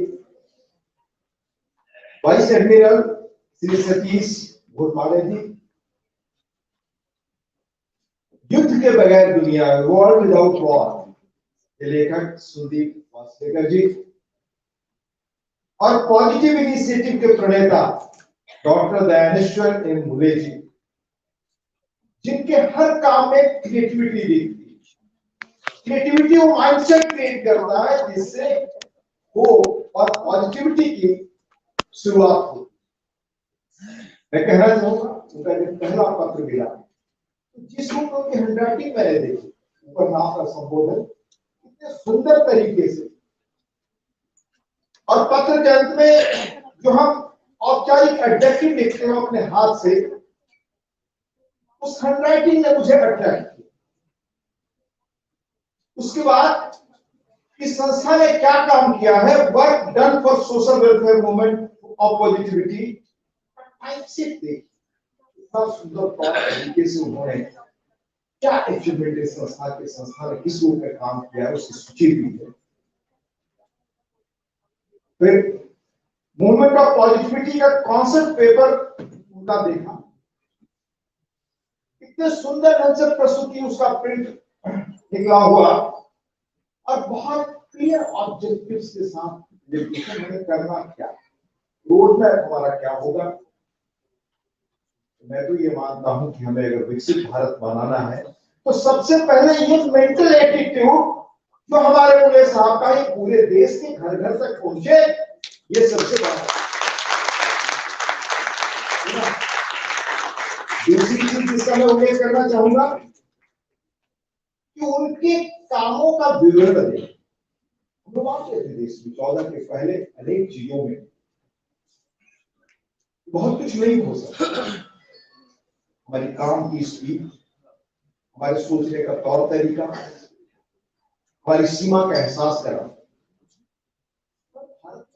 पासपोर्ट के कार्यालय खुले, देश के कितने सेंटर से अचानक ये बनने लगा, उसी को जवाब मानते थे कि हम इससे अधिक कुछ नहीं कर सकते, ये हमारी सीमा। उनके बारे में जो किताब मैंने पढ़ी, पासपोर्ट मैन ऑफ इंडिया, मैं तो यही मानूंगा कि ऐसे लोगों का संख्या बल इस मुल्क में बढ़े या माइंडसेट बढ़े और ये मूवमेंट कैसे गांव गांव तक जाए, शायद उससे सारे ही रास्ते खुल जाएंगे कि भारत सुरक्षा परिषद का सदस्य कैसे बने, आर्थिक ताकत एक निश्चित समय में कैसे बने और विश्वगुरु कैसे बने। सबसे जरूरी जो मैं मानता हूं कि पॉजिटिविटी का ये मूवमेंट ये देश भर में फैले। मैं भाई सरस्वती जी ने जो कहा, मुझे इस सीमा का एहसास हमेशा रहता है कि मैं सुनता ही हूँ, बहुत बोलूं ना, और बच्चे सुबह से सुन रहे हैं, इसलिए बहुत कुछ कहने लगे। दो तीन चीज कहना चाहता हूँ सिर्फ इस कार्यक्रम के बारे में। National summit on leadership in positivity में आने के लिए, शरीक होने के लिए और इस कार्यक्रम को नजदीक से देखने के लिए जो मुझे मौका डॉक्टर मुले जी ने दिया और इस संस्था ने दिया, इस मूवमेंट ने दिया, उसको जो अंधेरे में रोशनी की भूमिका हो सकती है, वही काम इस संस्था का आज की तारीख में है।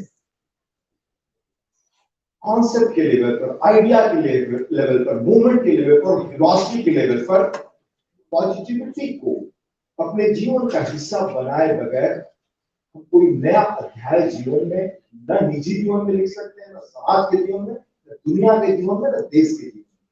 और वो काम ये संस्था कर रही है। खासतौर से प्रोग्रेस ऑफ पॉजिटिविटी के लिए नागरिकों और खासतौर से युवकों के लिए कंस्ट्रक्टिव, क्रिएटिव और कंपैशनेट जीवन पद्धति के लिए प्रेरित करना एक बड़ा काम मैं मानता हूँ। वैसे क्या ऐसा विनय जी ने बिल्कुल सही कहा, विधायिकाओं में आजकल जिस तरह से बहस होती है, चीजें खबरें बनती है, उन पर मैं युवा वर्ग का मानस सर्वे के माध्यम से पढ़ता हूँ, उससे अस्वीकार करते हैं क्या हो रहा। अगर उनका मानस जो राजनीतिक नेतृत्व करती है, दिशा देती है, चीजों को बदलती है, वैसी चीजों के बारे में यह है तो बदले। ये कब बदलेगा कि वैसे पॉजिटिव सोच के लोग यहाँ आए, मीडिया में आए, जीवन के हर क्षेत्र में आए और इस माहौल को सोचने का तौर तरीका वो बदले। और मैं विलेज में ये बताना चाहूंगा, जिस पास में जुड़ा था उसमें एक प्रयोग हमने बहुत पहले किया और लगातार पॉजिटिव चीजों को छापने का उसका सचमुच गहरा असर होता, और इससे गहरा असर अखबार के प्रसार संख्या पर भी डाला। तो समाज का एक बड़ा माइंडसेट हर विपरीत परिस्थिति में इतिहास बताता है कि अपना रास्ता नया ढूंढना चाहता है, पर जो लोगों पर हर क्षेत्र में है वो इन चीजों को सकारात्मक ढंग से कैसे नहीं, याद की एक बड़ी चुनौती और हमारे लिए एक माइंडसेट बदलने का बड़ा एक अवसर भी है। मैंने देखा जैसे इस संस्था ने पिछले साल लाइफ टाइम अचीवमेंट अवार्ड किसी 89 वर्ष के चंडी प्रसाद भट्ट जी, हम लोग युवा थे तो चंडी प्रसाद भट्ट जी के बारे में बहुत कहा करते थे, और अपनी बात ये कुर्सी बगैर किसी प्रचार प्रसार की इच्छा के एक इलाके में यानी एक राज्य में किस तरह उन्होंने काम किया था, वो राज्य भी नहीं था, उसकी गूंज दुनिया में हुई। पर्यावरण, पेड़, धरती में बैठे यहाँ जब नीचे सुन रहा था तो आपने सुना कि कैसे सबसे बड़े खतरों में दुनिया के आने वालों में पर्यावरण का संकट। दूसरा पुरस्कार मिला डॉक्टर प्रकाश आमटे, श्रीमती मंदाकिनी आमटे, जो प्रेरक जिनके काम हमेशा थे हैं और नहीं। मुझे अवसर मिला तब मैं मुंबई में काम करता था धार्मिक पत्रिका में, उसके बाद रविवार में आया। उन्हीं दिनों बाबा आमटे के आश्रम आनंद जाने का, वहां 10 दिन उनके साथ रहने का, उनसे और ताई से मिलने का, आनंद फन पे एक लंबा लेख भी हमने लिखा। ये पॉजिटिविटी क्या है, बंजर भूमि पर आनंदवन कैसे खड़ा हो सकता है, ये समझना हो तो हमारे यहाँ के लोगों के बीच जाकर उन्हें रखकर देखकर समझ सकते हैं प्रकाश आमटे और मंदाकिनी आमटे का काम कैसा है। उनके साथ पत्रकार के रूप में डिब्रूगढ़ से गुवाहाटी तक की यात्रा भी मैंने की। उनका मतलब शारीरिक रूप से वो सोकर ही यात्रा कर सकते थे, खड़े भी नहीं रह सकते थे। उनका जीवन प्रयोगों की कहानी, असंभव को संभव बनाने की कहानी। तो जो इस पूरे आयोजन का थीम था 3 हिस्सों में, थीम था मूलतः positivity for harmonious progress of nation, ये बहुत महत्व का, और 3 सेशन हुए। आत्मनिर्भर भारत, संकल्प से सिद्धि, व्यवहार में समता, 100वें वर्ष में भारत, यानी भारत का अगला 25 वर्ष का रोड मैप, यानी भारत 100 वर्षों में कहां हो। मुझे लगता है इसमें बड़े गहरे डेलिब्रेशंस रहेंगे। उनके जो भी पॉइंट्स निकले उस सूत्र के रूप में, उनसे एक ध्येय बने, उनसे एक रोड मैप बने, और वो कैसे गांव-गांव तक पहुंचे, कैसे विश्वविद्यालयों कॉलेजों में ये मूवमेंट कम से कम इस तरह के आयोजन हो, तो निश्चित रूप से दिमाग पर एक परिवर्तन का असर पड़ेगा और बहुत बेहतर होगा। मैं गांव से हूँ, सुनता हूँ, बढ़िया पहले खेत को तैयार करिए, उस मिट्टी को तैयार करिए, इसमें अच्छी बीज डाले तो बहुत अच्छी उर्वर हो। तो लोगों का माइंडसेट इस तरह से आप तैयार करेंगे तो निश्चित रूप से बड़ा असर होगा। प्रधानमंत्री ने किया था, विनोबा ने किया था, और मौजूदा प्रधानमंत्री उनकी बातों को सुने। तो हर असंभव स्थिति में कैसे नई लकीर खींच सकते हैं, अगर कहीं देखना हो तो उनके विजन में, उनकी बातों में आप देख और सुन सकते हैं। अनेक नए प्रयोग हुए, मैं उसके साथ नहीं जाना चाहता, पर बहुत सुंदर लगा मुझे। सृजन पॉजिटिविटी से संभव है। इस पूरे अभियान का मकसद कितना है, कॉन्सेप्ट ऑफ पॉजिटिविटी से अपनी संस्कृति को जोड़ो, अपने कल्चर को जोड़ो। हमारे पूरे कल्चर में आप देखिए, देश के किसी हिस्से में आप चले जाए, एक निगेटिविटी का जीवन में हिस्सा रहता है, उसको अगर हम दूर कर सके तो शायद हम पेसिमिज्म से ऑप्टिमिज्म की ओर, निगेटिविटी से पॉजिटिविटी की ओर जाएंगे। तब देश में डिस्ट्रक्टिव जो मानस है उससे कंस्ट्रक्टिव प्रैक्टिसेस को बढ़ पाएंगे। और मैं आपको 2 प्रश्न सुनाना चाहूंगा कि कैसे दुनिया ने, या दुनिया में जो आस्थावान लोगों ने हैं, आस्थावान लोगों ने उन्होंने नई लकीर ली। 2017 में एक बार मुझे आप लोगों का जो गवर्नमेंट है यूएस में जाने का मौका मिला, एक कार्यक्रम में, जैसे हमारे विनय जी भी जाते रहे होंगे सांसद के रूप में, कॉन्फ्रेंस में, तो हम किताब की दुकान में वहां क्रिटिक ग्रुप में किताब खरीदना चाहता था। विल डुनेट की किताबें मुझे पसंद है, हिस्टोरियन को मैंने उनकी किताब खरीदी, the greatest mindset and ideas of all time. उसमें प्रसंग है विनय जी, वो मुझे बड़ा अद्भुत लगता है, और मैं अपने छोटी मोटी जो लाइब्रेरी उस किताब से ढूंढा, इस बार 5 दिन रहा अपने घर पर, तो इस सम्मेलन में उसका उल्लेख करूं। फ्रांस की क्रांति की घटना, उसके बारे में दादा धर्माधिकारी कहते थे, फ्रांस की क्रांति या जो उसको चिंतन आया, उसमें कहा कि अहिंसाई खत्म हो सकती है, समता आ सकता है, समता बदलो, तो ये कॉन्सेप्ट के मेरे को स्वीकार है, ये भाग्य की देन नहीं है, बदल सकता है इंसान। दादा धर्माधिकारी के विचार अद्भुत है, वो कम से कम युवा जीवनों में सुनने का मौका मिला, उनकी किताबों को मैं पढ़ता हूँ आज भी बहुत ध्यान से। कहते थे उस चीज को कैसे मैं समझ सका, 1794 में युवक तो मूलतः फ्रेंच एरिस्टोक्रेट, फ्रांस के अभिजात वर्ग से, बिल्कुल 17 वर्ष का युवा, उस राजघराने के शासक वर्ग का युवा, जिसके खिलाफ जनता बिल्कुल सड़क पर थी बगावत के लिए, और बागी जनता के साथ विद्रोही व्यक्ति था। और आप जानते हैं फ्रांस की क्रांति का ये हुआ कि क्रांति अपने ही क्रांतिकारी, अपने ही संतानों को वो फांसी पे चढ़ाने लगे, प्रति क्रांति हुई। तो बस क्रांतियों का होता रहा, या पूरी क्रांति का जो हमारे यहाँ अवधारणा है और जो सही भी है। तो बाद में जब गिलोटिन होने लगा, क्रांतिकारी एक दूसरे को गिलोटिन करने लगे, तो इस व्यक्ति को भी ढूंढे कि भाई अंततः तो इस वर्ग का है, पहले सोचता उसको भी फांसी पर लगाएंगे। तो व्यक्ति जान बचाने के लिए भागते घूम रहे थे, भूमिगत थे, जैसे हमारे यहाँ इमरजेंसी बहुत सारे लोग, तो वो अपने मित्र के घर छज्जे पर, ऊपर छत पर, वो जो सामान रखने का एक बिल्कुल जो बंद एक छोटा सा कोई वो कैबिन टाइप बना हुआ था, जिसमें न सांस लेने के लिए हवा रही थी, न पूजा उत्तर थी, न बाथरूम था, कुछ भी नहीं था, होटल थी, एक छोटा कमरा जैसा था, उसमें उस व्यक्ति को शरण दी। यहाँ सांस लेने या वो खुली हवा पाने का कोई साधन नहीं था, खाने के लिए किसी चीज की व्यवस्था नहीं थी, सबका अभाव था। वहां मौत के साए में पल पल जीते उस व्यक्ति ने क्या लिखा, विल डुरेंट कहते हैं, he wrote the most optimistic book ever penned by the hand of a man। मानव इतिहास में सबसे ऑप्टिमिस्टिक किताब किसी ने लिखी हो तो इस व्यक्ति ने लिखा, A sketch of a taboo on the progress of human history।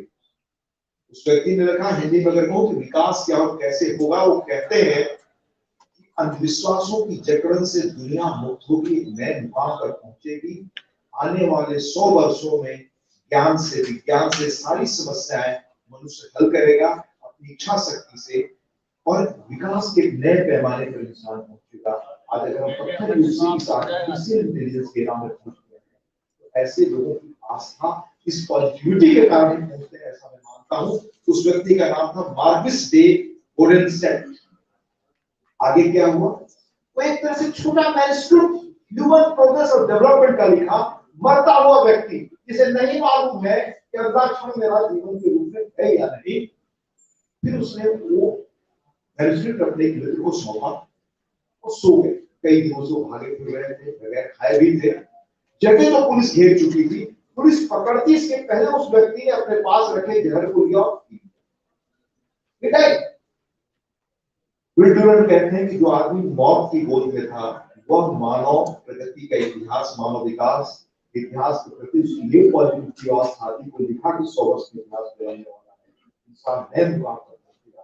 हमें आज ये आस्था चाहिए, 14 के बाद चीजें बदल रही है तो गांव पर की आस्था फैला सके और ये मूवमेंट कर सकता है, इसलिए मैं मानता हूं इसका बड़ा उपयोग है। हमारे गुरुदेव ने भी कहा था, एक लाख चलो, वो एक व्यक्ति का संकल्प क्या कर सकता है। हिंदी के बड़े उपन्यासकार हुए आगे राघव, उनका एक कोटेशन में उल्लेख कर रहा हूं।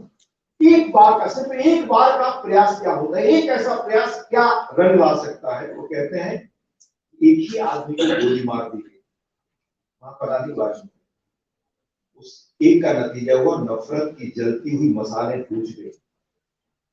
सिर्फ 72 आदमियों ने नमक आंदोलन शुरू किया था। उसके अंत में करोड़ों बिदरियां कौंधने लगी। एक ही बच्चे को सामंत की गाड़ी ने कुचला था और उसके फलस्वरूप फ्रांस की गलियों में आजादी को बराबरी की पुकार लहू से भीग कर चिल्लाई। एक मंगल पांडे के शरीर को गोलियों ने छेदा था और उसके नतीजों में लाखों गरज फूट निकली थी, दिल्ली चलो दिल्ली चलो। और एक ही हब्सी को जिंदा जलाया गया था जब अब्राहम लिंकन ने कहा था गुलामी को सलाम। आगे बहुत लंबा पोजीशन है, उसमें नहीं जा रहा हूं। ये मनुष्य की प्रबल आस्था, पॉजिटिविटी का परिणाम। ऐसे अनेक प्रसंग हैं कि किस तरह सकारात्मक सोच से हालात और चीजें बदलती हैं। पुस्तक में पढ़ रहा था, Anchoring Change, 75 years of grassroots interventions that made a difference, edited by Vikram Singh Mehta, Nilima Ketan and Jaya Parma। इस किताब में सामाजिक आर्थिक प्रगति की 24 सफल कहानियां हैं। कैसे लोगों ने या लोगों के समूह ने मिलकर के बड़ा चेंज अपने अपने क्षेत्रों में कायम किया और लिखा उसका एक नई भारत लिखी, नया परिवर्तन का इतिहास लिखा। ये आप देख सकते हैं। महात्मा गांधी ने भी पॉजिटिविटी के बारे में क्या कहा, एक कोट में उनका कहकर अपनी बात खत्म करूंगा। बल्कि एक चीज और बोलकर, keep your thoughts positive because your thoughts become your words. ये हमारे उपनिषदों में भी है, इसके आधार पर keep your words positive because your words become your behaviour. Keep your behavior positive because your behavior becomes your habits. Keep your habits positive because your habits become your values. Keep your values positive because your values becomes your habits. That is how it is. ये हमारे institute में मैं आपको बताऊं, institute में रहते हैं गांधी ने इंस्टीट्यूट से लेकर इसको पेरेंट्स से हाल में मैं ब्लॉग पढ़ा था बिल स्टॉफर का। वो लिखते हैं, positivity is the water in the desert we call life. ये आज की तारीख। Positivity is the water in this desert we call life, and with so much uncertainty in the world, in politics and in business, it's an absolutely crucial component of leadership. Positivity is an idea, a concept, a philosophy. तो बोले साहब आप ये काम दर्शन के बारे में मुझे बताने की जरूरत नहीं। उनका एक बहुत मशहूर कोट है, फ्रंटियर्स आर नेवर क्लोज। यानी विकास का, मानव सभ्यता को आगे जाने का, the frontiers are never closed, the limits of progress are never reached। प्रगति के इतिहास कोई सीमा नहीं है। The future will be what we ourselves making। हम जो फ्यूचर बनाना चाहते हैं वो संकल्प चाहिए। और बड़ा मशहूर है 21 जनवरी 1945 को स्टीव रूजवेल्ट का वो भाषण, जो हर अमेरिकन, मिलियंस अमेरिकन कह सकते हैं जीवन में पूजा का बड़ा इंस्पायरिंग भाषण माना जाता है। उन्होंने अपने स्कूल के प्रिंसिपल को, हमको अगर विश्व गुरु बनना है तो हमारे मनुष्यों की, परिषदों की, गांधी की और देश के हर इलाके के हमारे जो अपने बड़े जो सांस्कृतिक आंदोलन के प्रणेता, जो आध्यात्मिक आंदोलन के जनक रहे हैं, उनकी चीजों को अगर पढ़े हम जाने तो हमें पता होगा कि कितना भारत का विशिष्ट बने। यह परिवार से होता है, स्कूलों से। आइजनहावर ने क्या कहा उस अवसर पे, जो दुनिया में बड़ा हिस्टोरिक भाषण माना जाता है, उन्होंने अपने स्कूल, क्रॉटन स्कूल के प्रचार, 50 वर्ष तक उस स्कूल के जो प्रिंसिपल थे वो रहे थे, उनका एक अलग व्यक्तित्व था, उनको याद करते हुए उन्होंने कहा अपने भाषण में, जिसको सेकेंड वर्ल्ड वॉर का वक्त आप जानते हैं, दुनिया सुनने की जो पॉलिसी कर रहा है, दुनिया की दरवाजे पर कहा जाएगी, तो वहां 2 लाइनों में कोट करता हूं। ये उनके वर्ड्स थे। I remember that my old school teacher doctor P boy said, things in life will not always run smoothly. Things in life will not run always smoothly. The great fact to remember is the trend of civilization itself is forward, forever upward. हमारी भूमिका कैसे positive हो, हम नया इतिहास लिख सकते हैं। इसलिए positive attitude is cattle and it sparks extraordinary results. और ये काम पॉजिटिविटी कैसे मानव मुक्ति का रास्ता है, यह काम हमारे बुले साहब कर रहे हैं। इससे पवित्र काम और क्या हो सकता है। हम सबको इसे जोड़ना चाहिए। ये देश में गांव-गांव, घर-घर तक पहुंचे, बच्चों के समाज के जीवन का हिस्सा बने, ये हम सबका फर्ज बनता है। मैं बहुत धन्यवाद और साधुवाद देना चाहूंगा। बहुत बहुत धन्यवाद। नमस्कार। आपको आने का मौका दें।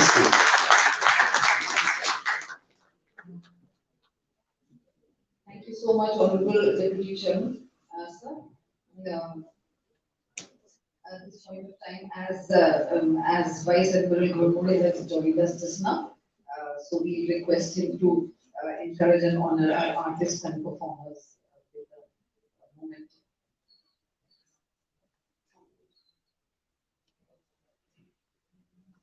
So, Madhumita Sen, Madhumita Sarkar, Chandrani Datta.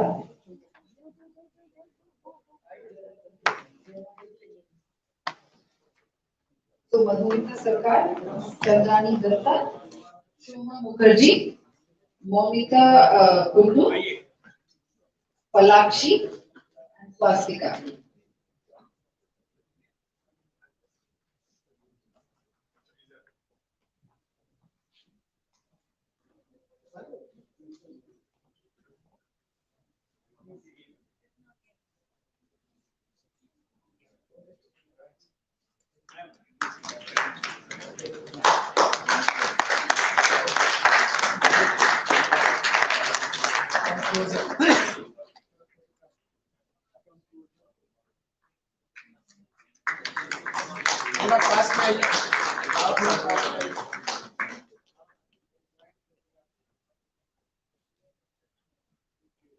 We honor our artists for performing beautifully, keeping our culture in and big thank you to all of them.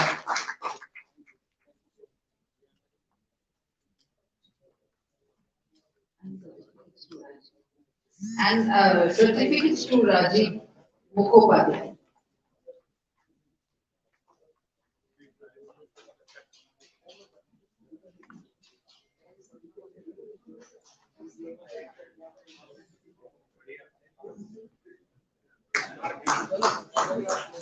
So Rajiv Mukhopadhyay is the co-founder of ABP School.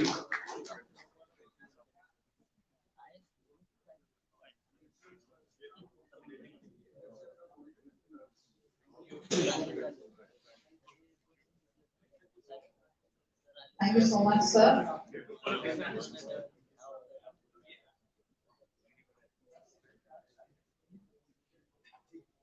All.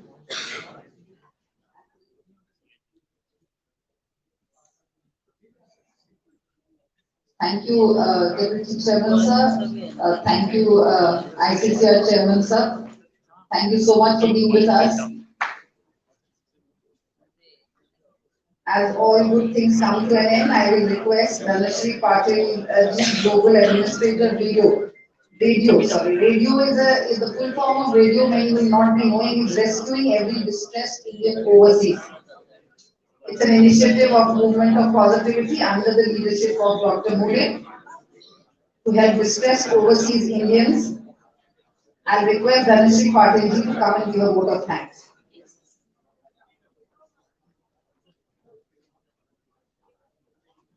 Good evening, ladies and gentlemen. It gives me an immense pleasure to deliver the vote of thanks at this National Summit on the Leadership with Positivity. I want to thank all the dignitaries present here and in our earlier session. I would like to thank our chief guest, Honorable Dr. Meena Sahasrabudhe, Chair Honorable Shri Harivanshi and speakers who honored the function by joining us and enlightening us with their wisdom. I would, from the bottom of my heart, like to thank the participants and volunteers who have worked relentlessly to make the event a huge success. Thanks to our wonderful anchor, Vivanitaji and Diliji. And not the least, I would also like to thank our beloved audience for taking time to be here and making the function a great event. I thank also Dr. Prakash and Mandakini Amte for accepting the Lifetime Achievement Award. Besides the artists who participated in the cultural programs in the morning and in the evening after this event. Also our supporters, these are our gratitude.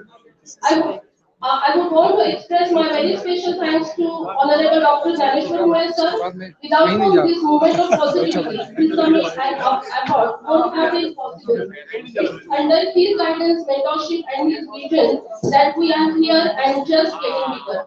We wish and hope that we will be able to take his mission and vision of spreading positivity everywhere and multiply it. Thank you, sir. Thank you all once again. Jai Hind.